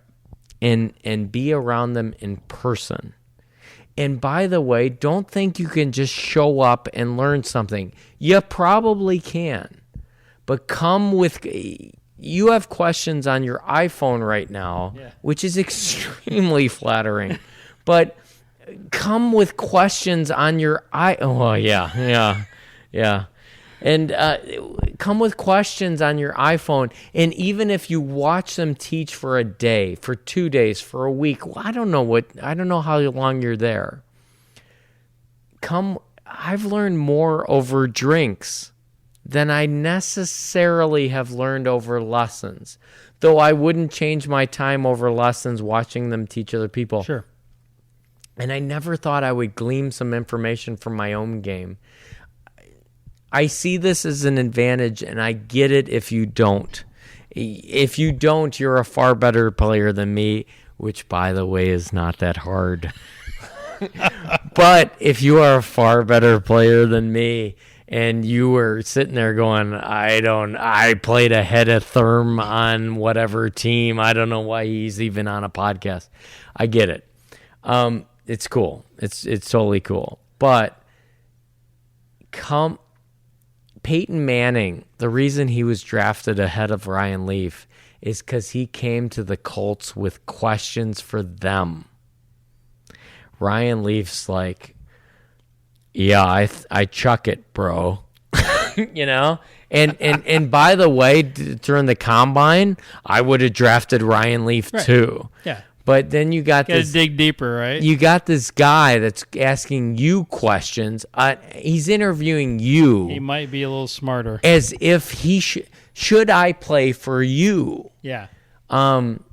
If you're going to shadow someone, write it down in your iPhone on your... My wife still uses Post-its, which makes me think of Romeo and Michelle's high school reunion, right, where they said they invented it.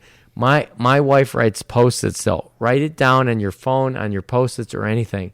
Go to the shadow with questions. Otherwise, I've had plenty of guys walked away like, yeah, I watched that guy teach. He doesn't know shit. And you know what? Maybe I don't. And that's fine.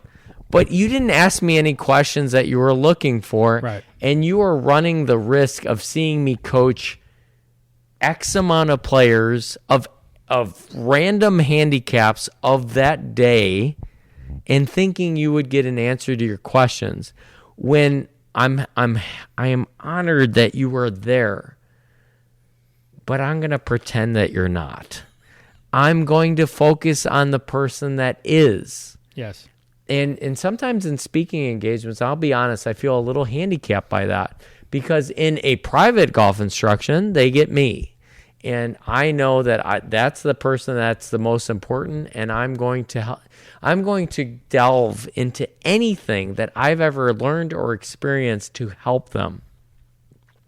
But it may not be the question you were looking for. So write those darn questions down, and let's go across the street and sit at a bar and talk, because I learned most of my stuff, like the guru, while drinking.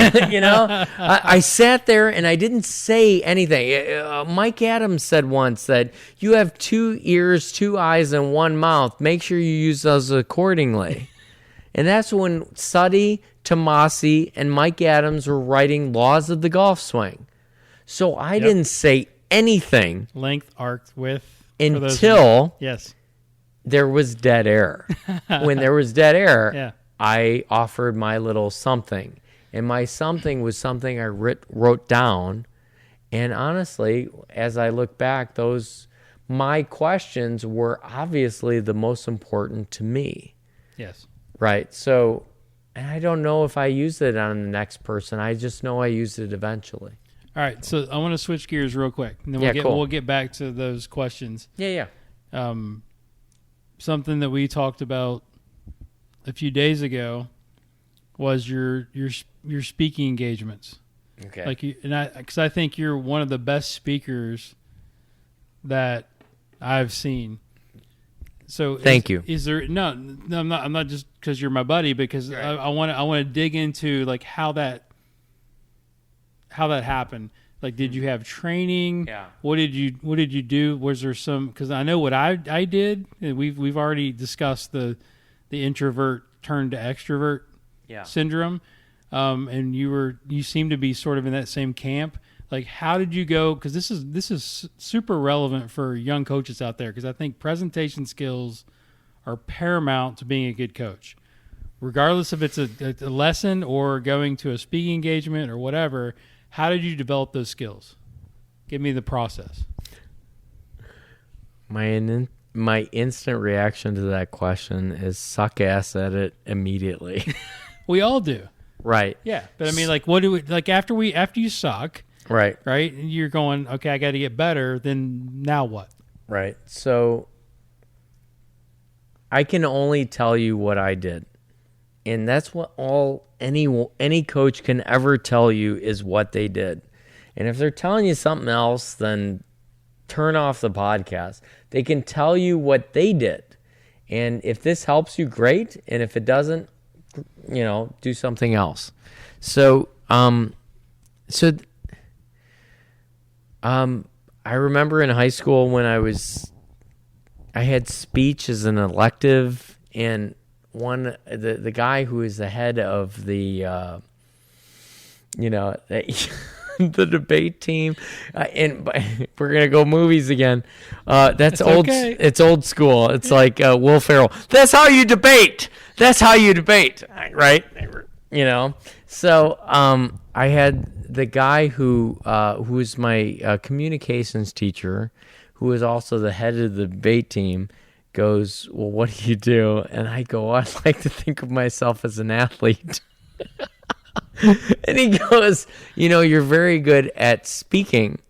And the funniest thing is he said this after a speech I did not prepare for. So I went up there and it's talent. No. But I mean, Lucky Sperm Club, right? Right, yeah. No, and he said that. He made that comment, and it stuck with me, because have you ever thought about being on the speech team? And I said, no, I'd like to have a date to turnabout. So, no, I wasn't going to do that. So, anyways, it started there, and what I ended up doing. So I fast forward to this first golf academy that I did, and I knew I'm a Sirius XM subscriber. I'm a Howard Stern fan, and he always talks about how bad he was at first, and I agree. I used to have clinics every Saturday at 10 a.m. at the little range that could. In Oak Brook, Illinois, Fresh Meadow, where I didn't care if I talked to two people. I really, truly didn't. I saw it as reps. So I knew I was getting better at it when there was 3 feet of snow on the ground, and I had 19 or 20, 21 golfers in the middle of winter in Chicago, grabbing a cup of coffee, putting a folding chair down, and listening to what I had to say. And by the way, I didn't get paid on that. How did you get there, though? All right, so like, you're skipping steps. Yeah, I did. You don't just go from debate club suck Right. to that. Well, and by the way, Like, what? I was not on the debate club. I was a freaking athlete. No, I'm just Yeah. saying, like, Yeah. like from when that happens to when you start to feel like, okay, I'm actually speaking whatever. And then let's go. I want to go into what do you feel like is important in a speech? Okay, so Right? so I'll go back and then I'll go forward really quick. Yeah. I'll go back to my mom thinking that that I was so withdrawn and introverted that I couldn't speak to strangers, and that is actually 100% true. So she would make me pay for groceries, even if it was writing a check. I had to talk to the adults that was behind there. She thought this was a valuable tool. What age was this? 5, 6, 7, 8. There's where it starts. Yeah, that's right.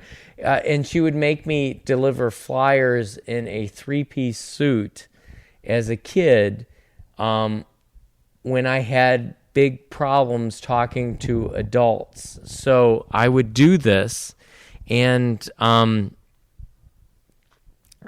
it was a switch. It was like, all right, this isn't me, but I'll turn it on so I can talk to other adults and tell them this is my flyer, this is my mom, this is my business, this is real estate, and go from there. So fast forward from that, I always saw it as reps. I do not believe in Sperm Club about this. I do believe in Sperm Club about PGA Tour players. I do. They do it. It's amazing coaching them because they're doing something that you couldn't possibly. You're not giving the listeners anything to work with here. All right, sorry. All right, so fast forward. How did you get good at public speaking? All right, by sucking ass for as long as I possibly could until it wasn't. And by developing this on and off switch, because my wife would tell you when I get home, I don't say shit. I don't say anything. I ask my kids, how was their day? I ask my wife, how was their day? And then I sit out on the porch and drink a margarita. Okay? All right, and don't want to speak. All right, cool. Yes. So let me I'm going to dig deeper. I'm going to force you to enter your own mind here. Oh boy. Okay? Okay. Put the mic up to your mouth. Yeah. Before today's talk, you basically, I watched you give a seminar from 9 to 4, and you probably spoke 6 hours of that. Okay? How did you prepare for that? I didn't. That's bullshit. It is. So here's what I would tell you is when I speak, it's very tangential. Because I know what my process is. I get it. And I totally understand. This is getting back to movies and understanding actors' process. That's fine. Yeah. In your process can be different than my process. Yeah, no kidding. My thing is, if I would prepare for it, it would be terrible. And if I don't, it'll be okay. And by the way, before you jump and take my advice, if you do not live it, if it does not keep you up at night, why you would give someone this advice, then please prepare. Because I can't, I said this in the first one, my dreams get in the way of my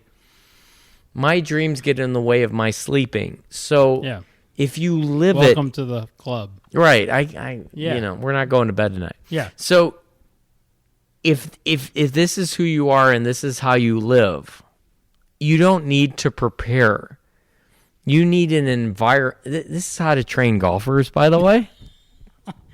Well, let's go tie back to golf. Oh yeah.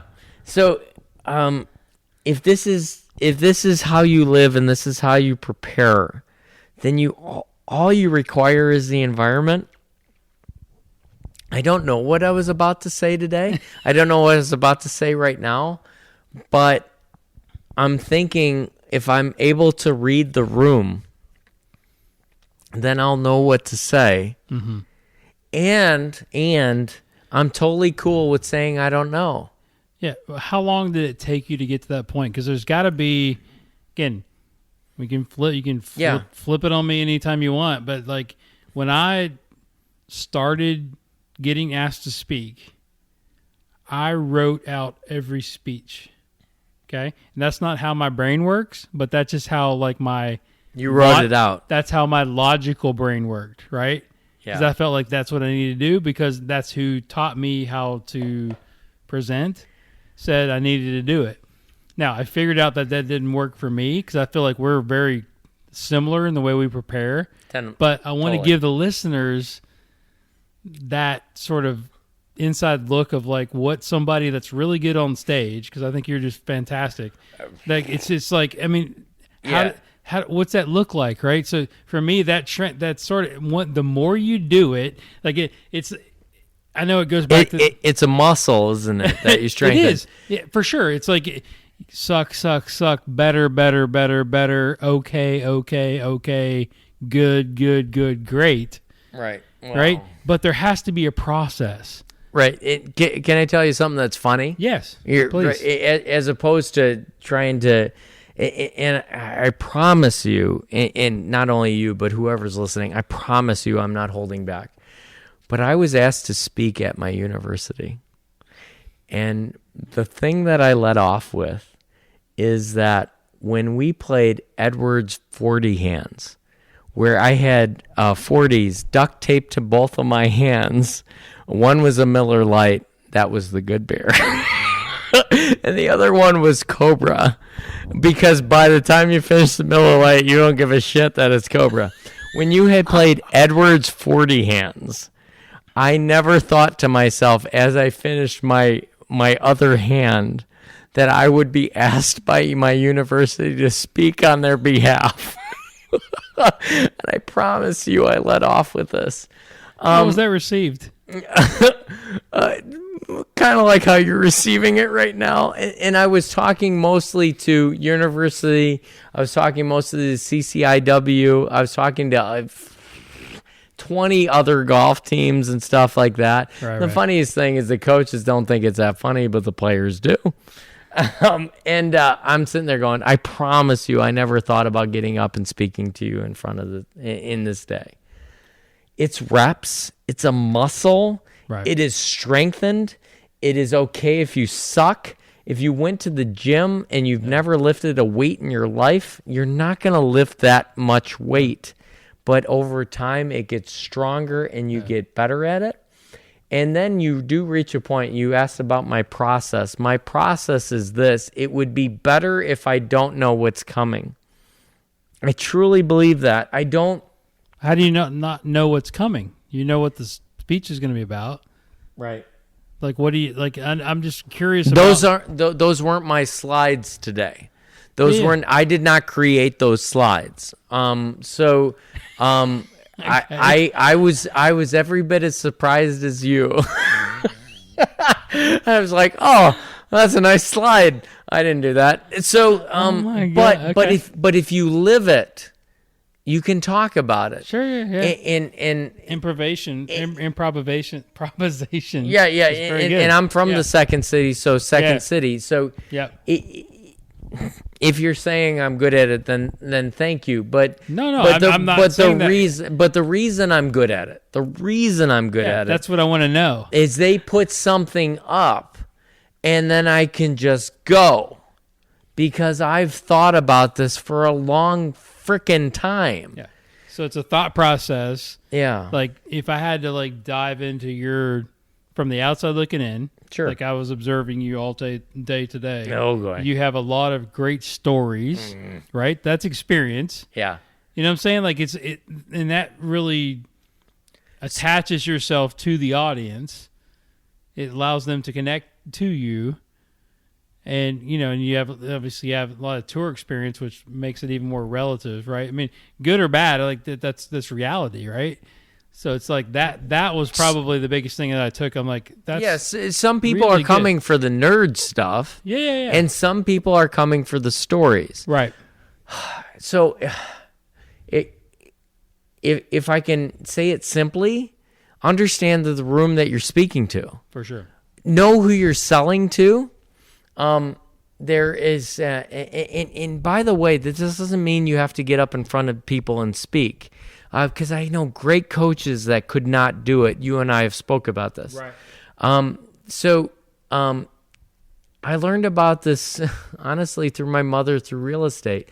There's 3 10s, and this is not my idea, so don't attach this to me. There's 3 10s. There's the confidence in you. There's the confidence in your product, and there's the product being what you're selling. Yeah. And there's the confidence in your facility. And they call it the 3 10s. And if all 3 of those are at a 10, you're going to do very, very well. So when I get up and I speak, I realize I try to understand what room I'm speaking in. And when I'm speaking in a room of golf professionals who I have the utmost respect for, I just told you long ago that I was raised by PGA professionals. Yes. And that's who I look up to. If you know that's who you're speaking to, you know that you're chewing the same dirt as they do. So just talk to that. Some of them are failed playing professionals. So put something in there. I always say I'm a failed social worker, but some of them are failed playing professionals. Some of them are actually like you, and they're instructors, and actually they get that it's not about them, it's about people. So put something in there about them. And some of them own the damn golf academy, and their teachers are either with them or aren't there, and they're just wanting to know what they should buy. Sure. Yeah. So speak to everybody that's in the room. And what I hate, that's one of the comments from behind the scenes on the Studios Actors Guild. Yeah. Right? What do you hate? Yeah. I hate gotchas. I don't like people that get up in front of people and tell everybody, hey, what do you think about this? Yeah, you're wrong. That's the problem. Right. What I prefer to say and that's what I call a gotcha. What I prefer to say is, instead of putting everyone on the spot and making it awkward, I prefer to say, I used to think this 10 years ago. Yeah. I used to think this 6 years ago. I got on a body track. I got on something, and it's changed my opinion. I was taught this.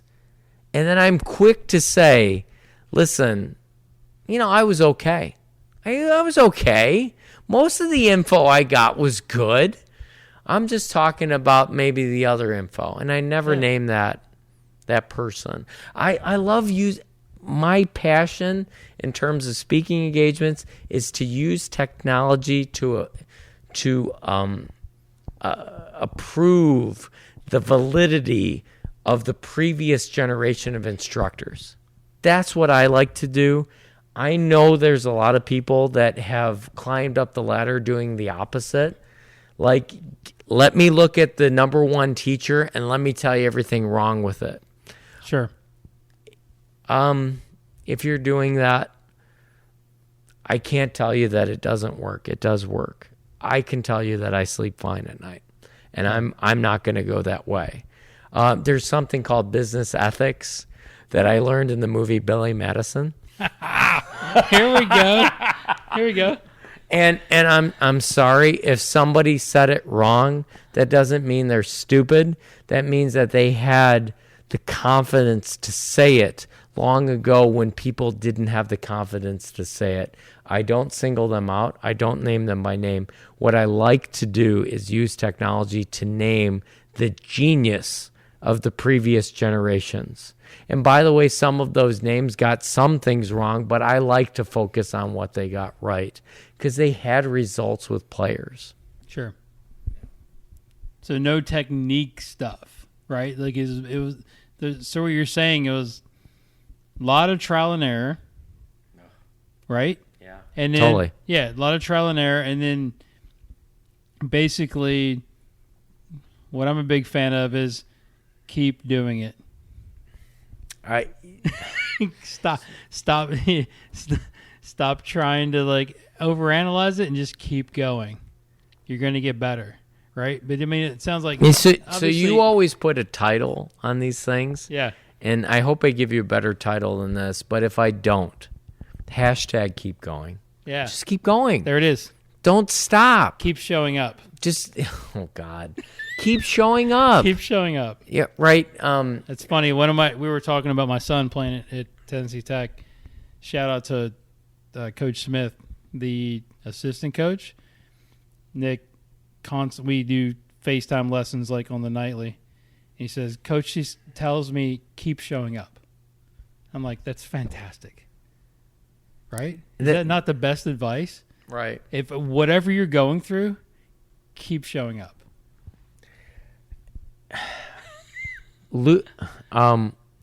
Learning is, I believe this is Tony Romo's quote. Learning is what happens when winning doesn't take place. Yeah. And the only way that you can have learning is if you keep attending. So, again, I'll say that one more time. Learning is what happens when winning doesn't take place. And the only way learning can happen is when you're attending. Keep punching in. Yes. I'm a Midwest kid. I'm a blue-collar kid. Keep punching in. You think it's a failure. I'm telling you it's a victory. Absolutely. Adversity breeds success. 100%. Yeah. I mean, if you had success the entire time you were doing something, you wouldn't learn anything.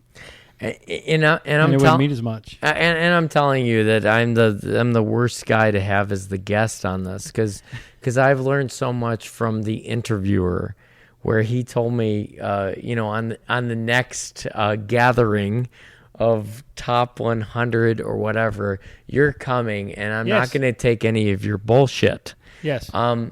You need to surround yourself with people that, well, hopefully you marry this person too.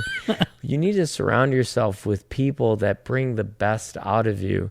And if they don't, you need to distance yourself from that person. Yeah. And I promise you can find that person in instruction, though I know, I get it. I'm with you. There is plenty of people out there that you don't want to be orbiting. But I'm telling you that those people are of my generation that tried to orbit the previous generation and were shunned. And were told, you're stealing my intellectual property. How dare you? Yeah. You cannot come. You cannot watch me teach. You cannot take a lesson and all this kind of stuff. It's still out there. But you know what? The hell with them. Find people that you want to orbit and orbit them because they want to orbit you too. So a couple of notes that I took from your speech today. Okay. All right. We can transition since you you didn't put me on the hot seat, which is very nice. Appreciate that. What do you want to be on the hot seat? No, I don't want. You do. No, I don't. You do. Can I ask you a question? Yeah. Before you go there. Yeah. Before you go there. I asked, for everyone that's listening, I asked you this question without microphones in front of our face. Yeah. For those that don't know, I have 3 boys. I'm sure they will be good golfers. I also know when I say good golfers, that is a sliding scale. They're going to hit it, and it's going to get in the air. That's what I define as a good golfer. By the way, when I was learning golf, that's not what I was defining as a good golfer. And you know this, because I've never posted it, but I've put it in my story for a second, and then I was like, nah, this is mine. But I always shake my kids' hands, ask them what they did well and what they learned. And then I tell them, what day is it? And you like this, you brought this up. And I said, and my kids roll their eyes, and they go, this is the best day of your life. And yes. And to be honest with you, it's absolutely true. Yeah. The question I asked you as an instructor, I think how I worded it, and this is where I have to go, because I learned you're much, much, much, much older than me. Wow. I think what I learned, so how I worded it was, I almost find myself with my 3 boys not wanting to be their golf instructor. Mm-hmm. I just want to be dad. So my question was, how's that going? You have a son who's on scholarship at a university playing golf. And I'm sorry, and I know you have a question or 2 left, but I'm remiss not to put it back on you. And if you give me half of what you gave me in the other room, I think that people will get a lot of benefit out of it. Yeah, I think to hit the highlights, we started out, just like anybody would start out, regardless if you're a golf instructor or not. Nick wanted to be with me to like hit balls, play, start playing a little bit of tournaments, right? We're talking. And Nick is 18 years old and a college freshman. Right. He's a college freshman at Tennessee Tech, playing his second semester at a Division I school. So as he progressed, I never really had any thoughts of like him playing any. I didn't know what the expectations were, right? We were just like, let's enjoy the game. Went up through probably 7th, 8th, 9th grade, and he started to get pretty good and was continuing to sort of let me coach him, right? It was almost a rite of passage, I would say, because at that point I wanted to coach him. We had a good relationship. So the highlights and lowlights were probably from that really critical period from 9th grade to 11th grade, or say 8th grade to 11th grade. Did you, and this is not an indictment, Yeah. Did you trust anybody else to coach him? No.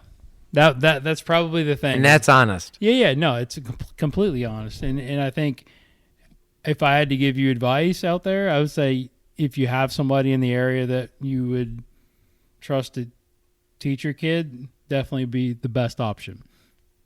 But I didn't. And I wanted to be in charge of it. I mean, you can call that ego, you can call that whatever you want.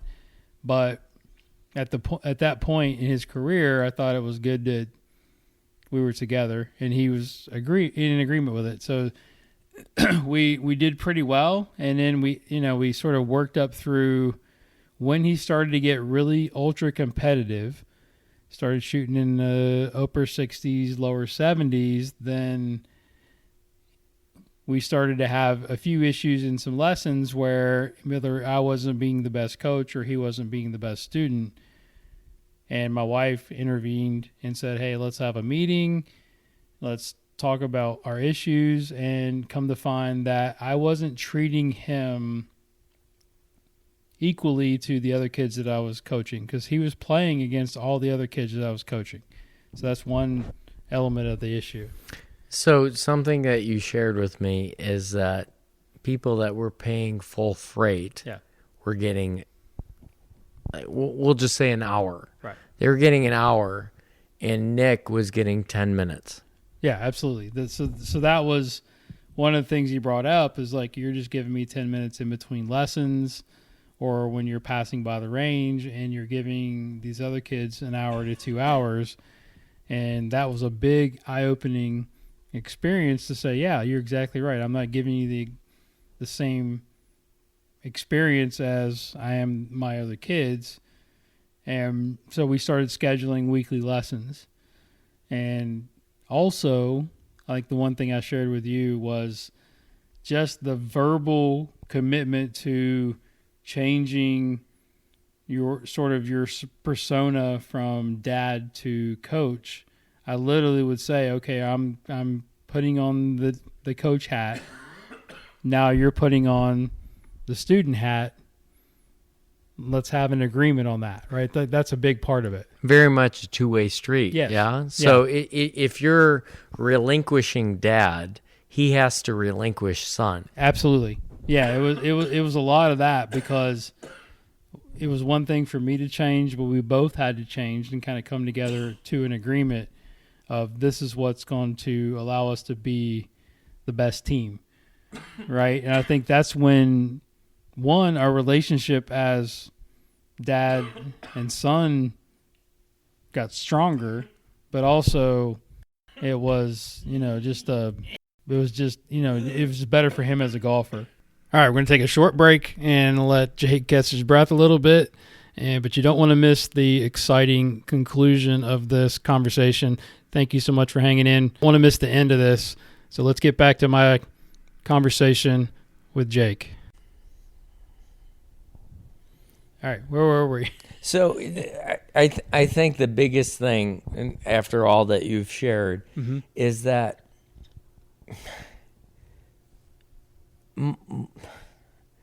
I've named the names to you, and I will not name them to the public, but I have worked with tour players and know their fathers and have found it to be a strained relationship, and I refuse to have that relationship with my sons.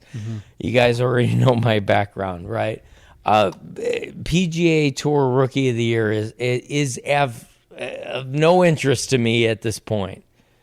So I guess my advice for you, or advice, I guess my question to you is that you have a boy, he's 18 years old, he's a scholarship athlete, he's playing golf.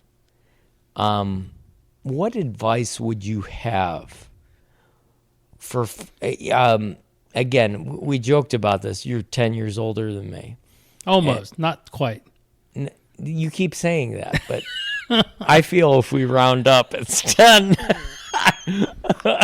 You're killing me, bro. I know. Yeah. I know. All right, but yeah. All right, go ahead. But what advice would you have? And it's not just for me personally. What advice would you have out there? Because there's a lot of instructors that listen to this. Yeah. And by the way, they're going to procreate. Okay, so most likely. I sent my wife, Josh Dumel, playing golf at Pebble Beach, and I'm pretty sure it forced ovulation. Okay, so golf. So they're gonna procreate. Yes. What advice would you have for them now that you've been through this? You have raised a golfer who is a scholarship athlete. Yes. Whatever Nick goes on, and Nick, if you're listening, I'd love to meet you someday. Unfortunately, you're away at college doing important stuff, and I'm in your living room. What advice would you have, not only for golf parents, but for golf parents who happen to be golf instructors? And I know that's such a small market, but you know what? Screw it. That's who's listening. So what's the advice for golf parents who are also golf instructors? Go. Yeah, I think, like we talked about earlier, it's understanding what are we teaching to our junior golf parents. Like we talked about the during the round stuff, the body language, the facial expressions, where do you stand, where are you, how are you watching, the post-round stuff that I was not very good at. I tended to jump in too early. Again, it's like knowing when to take the coaching hat off and put the parent hat on, I think is a very big issue if you're going to try to coach your kid. Can you know that without going through it? No. Or is the answer no? No, I didn't know it, right? Because I hadn't talked to anybody, but hopefully somebody will hear it from me and say, I'm going to coach my kid. Shout out to, like Boyd Summerhays. Like I'm trying to get him on the podcast. He's done a great job. His son just won the, U.S. Junior, great player. But I mean, it's like those little things you learn, and I'd say listen to your kid. That's my biggest advice is don't try to always be talking, but be listening. Now, I think we left off earlier with the point where me and my son started to get a little bit off. Like, again, we had a really good relationship. Starts to get a bit more competitive. We start to have some problems. Again, we're probably too much alike, which is part of the issue. But again, self-awareness is a big deal, and I'm the parent, and it's my job to sort of pivot and figure out where we're going wrong. So we started to schedule hour lessons or 2-hour lessons weekly, just like my other students, right? So I think it's a big thing to treat them exactly the same as the other kids. I was teaching a ton of kids that were actually playing against my son, and really never gave. How awkward is that? So you have people you have children that are all in, that are paying full freight, mm-hmm. and we're in this beautiful house that they're part of the reason that we're affording the mortgage. How is it that you have juniors paying full freight and they're competing against your son? Mm-hmm. How awkward is that? Yeah, it's difficult, right? I mean, and it's great that my club at Carmel Country Club allowed my son to actually practice out there, because they didn't have to do that, right? So they basically treat him like a member. He's been in the environment. We talked earlier about the importance of getting your junior golfer in an environment to succeed, playing against good players, playing with better players. I mean, Nick's always played with players that are better than him, right? So I mean, it's a huge deal. But again, it's back. Can I just underline that 7 times? Sure. Nick has played with players better than him. Yeah. Having a better golf swing is, in my opinion, an important piece of the success pie, but it's only a piece. Another very important piece is constantly playing against players better than him, right? And that's all he's ever known. So, golly, can you imagine? This is my face of shock, which is not a face of shock, that he has improved because he has constantly played with someone that is better than him. Yeah, environment's a major key, and a lot of that is luck, right? I mean, a lot of it's just being in the right place at the right time, but I think it's something that junior golf parents can think about, whether it's putting their kids in. But I mean, it depends on the player, right? Putting them in situations that's going to challenge them. And I know the big question. This is another question that I have for you. No. We flipped this. I've been totally open and honest with you. I'm actually hoping that Nick hears this podcast. Yeah. I had a follow-up question, but go ahead. Yeah, no, it's fine. But it's just like the fine line of that, finding that level of where you're at compared to where do you want to be with the competition that you're playing with, and hurting your, like, getting your nose bloodied, okay?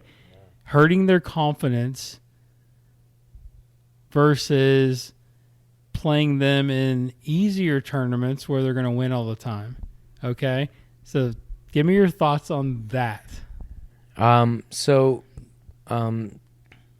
What you just described is what I know as the Korean model. Whereas, before anyone goes further than that, obviously on the LPGA, Korean women are doing well, right? So when you see people doing well, if you're not curious about it, I don't know what. I don't understand you. So I'm very curious about that. So what's their model? What are they doing? Because when you see a country or something doing well in in terms of the size of that country and the size of this country and all that, if they're dominating, you want to know why. They have a boxer's mentality, don't they? Yes. Whereas they're trained on a driving range until they have a competent skill set to be allowed on a golf course. We probably push golfers on a golf course before they have a competent skill set. Yep. So the problem with that, is if you're building elite level athletes, is that the issue is that they're going to go out for their first time, and I challenge anyone to listen to this podcast to think about what's the first legitimate score you shot on 18 holes, and it's 100 and something. Okay? Right. But the Korean women, for what they say, is that they don't allow them on the golf course. One, because the golf course is not privy to them. It's not available. They have to show us a competent skill set on the range to then achieve the level of going on the golf course. And typically what they do in their first 18 holes is shoot in the 90s. I didn't shoot in the 90s. And I'm just being Nor honest. did I. Yeah, I'm just being honest. I'm being real. Yeah. I believe my first 18-hole round, I think it was 116, 117. Yeah, seems about practical. Right. Yeah. But their first round is somewhere in the 90s. It could be lower than that. So they are trained like boxers. When a boxer is allowed to go to a title bout, the reason that there are 20-0 is, I'm not saying everyone is a pushover. I'm saying most of the original fighters that they fought against initially were below their pay grade. To build up their own confidence, to build up their own self-fulfilling prophecy and performance confidence. So that is their model. So they don't. Their women are not. They're failing, but they're not. They're failing forward. So they're not allowed. They're not allowed to shoot 120.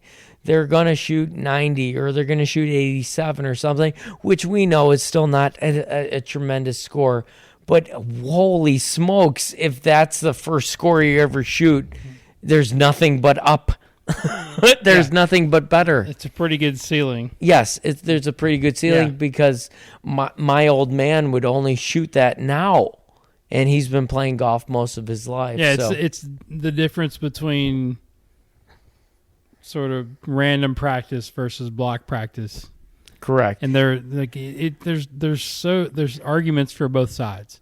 There is arguments for both sides. I'm going to tell you my opinion because I'm on the freaking podcast. So I'm going to tell you what I said earlier. I believe in this country, based off of other countries' model, but by the way, their government funds this. I think the model is backwards. I truly believe this. I'm okay if you don't. We are told that if you are new to golf, to get into a group lesson with the goal of getting into a private lesson. I truly believe that is completely backwards. I actually think you should get, if you are new to golf, you should get into a private lesson to obtain a competent skill set to achieve in group settings, in competitive group settings. Michael Phelps is the greatest Olympian of all time, and he was not in the pool by himself. But that is what we tell golfers. Get into a group until you get good enough, and then we'll take you by yourself. I actually think you should be in there by yourself till you have a competent skill set to achieve, to compete in environments with other golfers, because the range is loaded with a lot of good golfers, and yet the golf course is seldom loaded with good golfers. So the other couple of things I had in my notes from today. Yep. Passive revenue sources. Let's talk about that. I think what I would call side hustle. The importance of So would Jay-Z. So the importance of making money when you're not working, right? But basically is give the listeners a pathway or some structure to some alternative income sources. Okay. So I usually have to speak on PGA Tour players.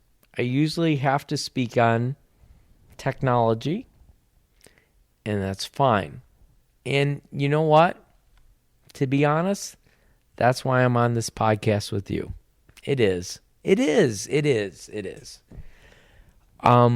With that said, the thing that I enjoy the most is speaking about, and the best speaking engagement that I have done in the past 10 years, if I am good at it, I just did it at the last PGA show, and it was from Kelly from V1, who told me to speak about juniors. And I go, oh, I've never spoke on that before. And she goes, why? You're so good at it. And I go, well, why? I turned it back on her. Why do you think I'm good at it? Right? There you go. And she goes, well, you have, and again, some of this has to do with my region. She goes, well, look at the numbers, right? I have the number one Nike junior golf camp in the country. It's a U.S. sports camp, a thing. You can contact them. I did almost 650 kids in 10 weeks. So that's almost 70 kids, 70 new kids every single week. And then I have almost close to 50, but over 40 kids that are in my programs 12 months a year. She goes, so why have you never spoke on that? I go, because I never thought about how I built it. I never once stopped to think about how I built it. That's why I don't know how to speak on it. So talk about how you built it. Okay, so my favorite thing to talk about to golf professionals is perhaps certain organizations' inability to tell you the most important thing, which is how to make money. And what I talked about with the juniors, and I led off with this and I ended with this, and this is my quote. I don't remember where I got it from, and it's a version, and we'll just call it a Jakeism at this point, but someone said it. It's okay to do well while you're doing good. And I don't know why people in this business think it's a calling to the cloth where you can teach all these juniors and it's just you're doing like God's work. When my priest or pastor drives a better car than I do. So I think he's doing okay. So, and by the way, he can drive a better car than me. It's fine. It doesn't bother me. It's okay to do well while you're doing good. It's okay to reach more golfers. And I'm going to tell you where this came from me. This is where it came from. I stopped offering a junior discount. And this happened 7 or 8 years ago. And people go, well, I want my junior to take a private lesson from you. What's your junior rate? I go, I don't have a junior rate. I'm booked for the next month to month and a half. I can't afford a junior rate. This is my rate. This is my time. And by the way, you can't charge enough for your time. So I also was privy to a Warren Buffett quote that you can't charge enough for your time. So it didn't matter how much I charged for my time. I got booked further and further out. So I'm at a conundrum. By the way, it's a good conundrum. If you're a young instructor, I hope you get this conundrum. But you will reach a point where you're like, no matter how much I charge, I just get booked further out. So what does that mean? And I didn't, and all of a sudden I realized that no juniors were coming to me. That's real. the only people that were coming to me were adults, and they were probably male. And by the way, when I was single, the joke was that my black book looked like my lesson book. But that's not the case anymore. So anyways, they were male, and they paid my full freight, and I didn't see any juniors. And I had 600 juniors come into my camps, but I didn't see any of them. You know why? Because I didn't offer a junior rate. But my customers were asking, what's the next step after the camp? And I wasn't facilitating them. If you listen to your customers, they are asking, but they're not asking. They're telling you how they would like to spend their money. It's okay to do well while you're doing good. So that's when I started the USA Junior team. And I look golf professionals in the eye, and I tell them, you're going to reach more clients. These people on my teams have swing coaches, and I don't have enough time to be all of their swing coaches. If they really desire me, then I'll figure out a way. But more than likely, I'm totally cool with them having other swing coaches. It's the high school or college practice that you hoped it would be. And I train them. Having a better swing, having the physics of your golf swing, having the golf ball go where you desire is one piece of the success pie. It's an important piece. I'm not saying it isn't, but it's one piece. There's other pieces that are in play here, and I'm trying to fill the other pieces there. I charge families monthly, and I feel very right by doing that, because I see, in the fixer in me says, well, if that kid had a better swing, he would do better. And I'm not, actually, I sit here before you today not necessarily knowing that that's true. I actually think he's doing better because he's constantly in an environment where he is learning from or she is learning from players better than them and not necessarily swinging better than them. They are constantly in a competitive environment. I mean, this is not my thought. If you want to learn to play better, play with better players, and that is the atmosphere that I am trying to create. Yeah, no doubt. So before we wrap up, is there any topic, because I've got more in my notes, that you would like to cover or ask me? This is the opportunity to ask you that. Whatever. There's a lot of people out there that wish that you would talk more and like. For me as a father, not as a golf instructor, for me as a father, what we said in the other room, my question and what I will take away from this interaction is your strengths and failures, your victories and your failures with your own son and or daughter, because your daughter's doing great things and she still plays golf too. And that, by the way, that's all I want. They don't have to play golf in college. Are you kidding me? It's not. I told you I would have right before the spring break trip, it came into my mind that if I putted this ball into the water, I get to go on spring break. It came in my mind. I'm like, if I 6-putt this green, I get to go on spring break at Cancun, and I hear Carson Daly and Jenna Jameson are going to be there, and that sounds awesome to me. And instead of playing a golf tournament in Hilton Head, so the questions I would have for you as an instructor, as a father, is what I'm about to experience. And I in that room, in this podcast, I think you've done a great job of being real. And maybe the advice is there is no advice, because it sucks. Yeah. Because I coached my best friend on the PGA Tour, and it sucks. It sucks. Yeah. There's no blueprint. Right. Right? But I mean, the best advice would be to be always engaged, but allow them the freedom to make their own choices. That would be my best advice. Because we're so blessed, my wife and I, Tiffany, that our kids still tell us everything. And that's the biggest reward that you can get from everything. Your kids. Yeah. Yeah. Whether you want to know it or not, if you lose that communication, you have lost your disconnect with your kids.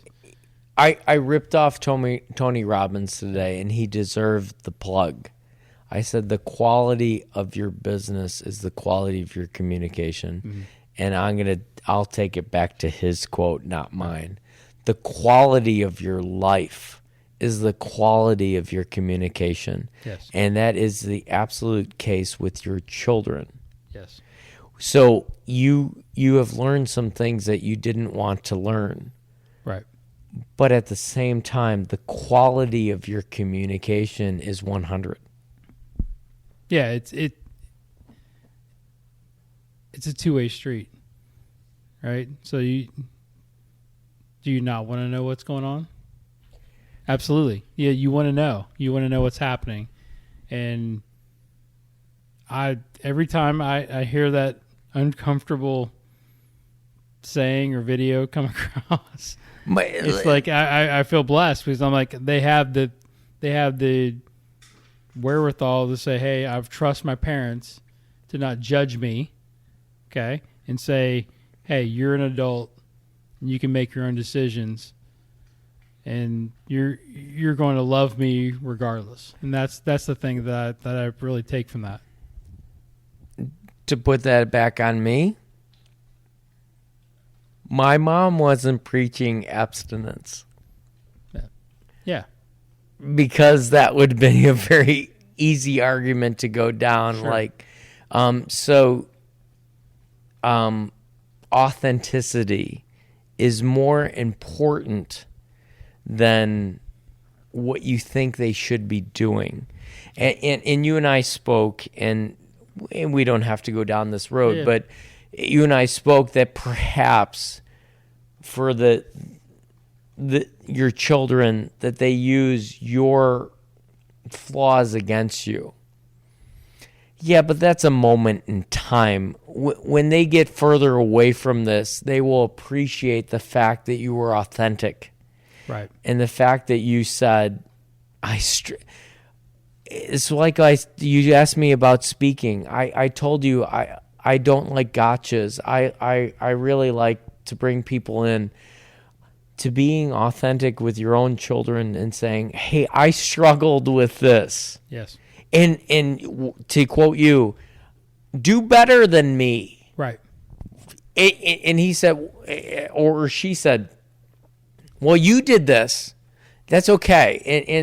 And you know what? That's speaking to their age. But someday they will be in their professional life. They will have their own family. And they will appreciate the authenticity. They will. Though the first words out of their mouth is like, I don't know why you hold me to a higher standard. You did this. Yeah. They will come back later. And I told you in the first podcast that I like teenagers because that's when everybody stops liking them. Yeah. Your parents, they don't like you. Yeah. All right? They don't like you at all. But your golf instructor likes you. Right. But I like you. Exactly. I don't know why, but I do. So that's the thing. The funniest thing is I say that about the kids that come to me, but I also mean that about my own children. And you mean that, but they will come back to you and they will appreciate the authenticity. You were real with them. You told them, you showed them your scars. You showed them your warts. You were, and even if they use it against you in the moment, they will come back to you and appreciate it. Yeah, I totally agree. It's like, what is, oh gosh, what is, what did your life look like? How can you do better? Right? Don't compare your life to mine. I want you to be better than me. That's the message. And that's the message to your son Absolutely. and daughter. Yeah, 100%. 100%. And that's the message to mine. Yeah. I told you, you asked me a very poignant question, and I hopefully gave you a very real answer in whatever. I break the cycle. Be better than me. Yes. Don't grow up with this stuff. When you have children, communicate to them, and so they don't. This stuff can go away. It could, honestly. You wanna live through, but but that stuff, I want to die with me. And it should. Yeah. You shouldn't carry it on to your kids, right? We're trying to pass on something better. I hope so. I think that's great. And our clients. Absolutely. Yeah. I think that's a great way to close, man. Oh, okay, good. I appreciate you, and I appreciate the friendship that we've built, and I appreciate your honesty and your knowledge and everything that you bring with it. It's so funny, the parents that listen to this podcast, because they thought you and I were friends for a decade. And I go, actually, I just met Sutton at last year's PGA, and we had a lot of commonalities, and we just started talking, and it just kind of grew from there. And I thought you grew up with the guy. And so I appreciate you. I appreciate you letting me in your house. I'm going to sleep downstairs. I would change the sheets after I sleep in them. You never know. And then, but anyways, I appreciate you. I appreciate your friendship. I appreciate all of this. And I mean, I don't know. I always say this after speaking engagements. If you took one thing, I just saw your library in there. If you took one thing out of a book, it's a good book, right? But people go, I learned this, but, the rest was crap. But if you learn one thing, that's a good book. So you can verify everything I've been talking about. Correct. Correct. I've read a few books. And you've watched some shitty movies with Keanu Reeves. That's right. That's right. That's right. Right. So yeah. I appreciate you. I appreciate your friendship. It's weird how we're, whatever the millennials will call it, BFFs or something like that. But it is. And I'm saying this and I'm not being prompted to. I'm a big fan of your success. For the young instructors out there, if you can associate with people that you can truly feel happiness as they achieve, I get that you want to achieve. But everything that Jason has done since I've known him has actually filled my heart up with happiness. I'm sitting there going, there's a guy doing the right thing and talking the right way and respecting the right way. And by the way, you can't respect other people until you respect yourself. So you can't love until you love yourself. And it sounds egocentric, but it's actually not. It really isn't. When you can be happy for other people's success, you get it. And I'm very happy with your success. I actually wish you were right down the street from me, because then we could completely blow out all the old paradigms and all that. Yeah, you like a guy in North Carolina, but you're in Chicago. But the guy down the street from you doesn't know shit. I'm very pleased with your success. I consider you a friend, and it's really weird when you achieve something. It's really weird. Through association, I feel like I did something, and I didn't do anything. But that's when when you truly care. And by the way, it doesn't have to be Illinois to North Carolina. It can be the guy down the street.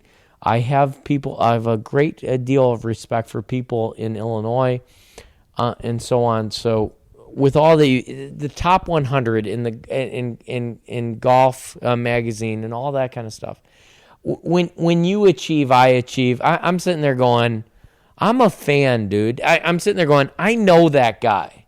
It's all good. It's all good. And you can say you'll be there and fuck you. I don't even care. I'm like, I know that guy. That guy's doing it the right way. And not everybody's doing it the right way. You're doing it the right way. And I'm sitting there going, I feel good. I feel good inside. And you told me in the car today, and I'm going to say this because you won't say it. Your goal is to be number one. If you're number one, just know that I'm somewhere, probably in Chicago, and I am smiling. I am smiling. Thank you. Well, there is no resentment. I'm sitting there going, awesome. I know that guy. It's fucking Will Ferrell and Elf. I know him. Santa. If you're number one, I know him. And thank you for having me on. And it's awesome. And I'll come on for a part 3, but to be honest, it's going to be like Back to the Future 3. I love Back to the Future, but Back to the Future 3 is not very good. In the West, I'll come on, but whatever you do, I'm a fan, and I'm watching, and I'm coherent because you're doing it the right way. In the right way, I don't care what your beliefs are. The right way is the right way. No one can disagree on the right way. I don't care what your political beliefs are, your religious beliefs are. The right way is the right way. And that's what I'm a fan of. Thank you, brother. Thanks, man. You're the best. Well, yeah, thank you. Appreciate it. I appreciate it, too. What's up, everyone? Guru back here again with a couple of things before you go. First, big thank you to my man, Jake Thurm, for coming through. We had a great evening, as you could tell. A lot of fun, and thank you to Jake for being so open, for sharing his story. And it really leads me to that all-important question that we talked about at the beginning. And I want to hear from you guys, the listeners. The question was, where's the line between embracing imperfection versus striving for excellence? So I want to hear from you guys. Let's leave me an answer, or leave me something, a quote, to let me know that you're out there on Twitter or Instagram.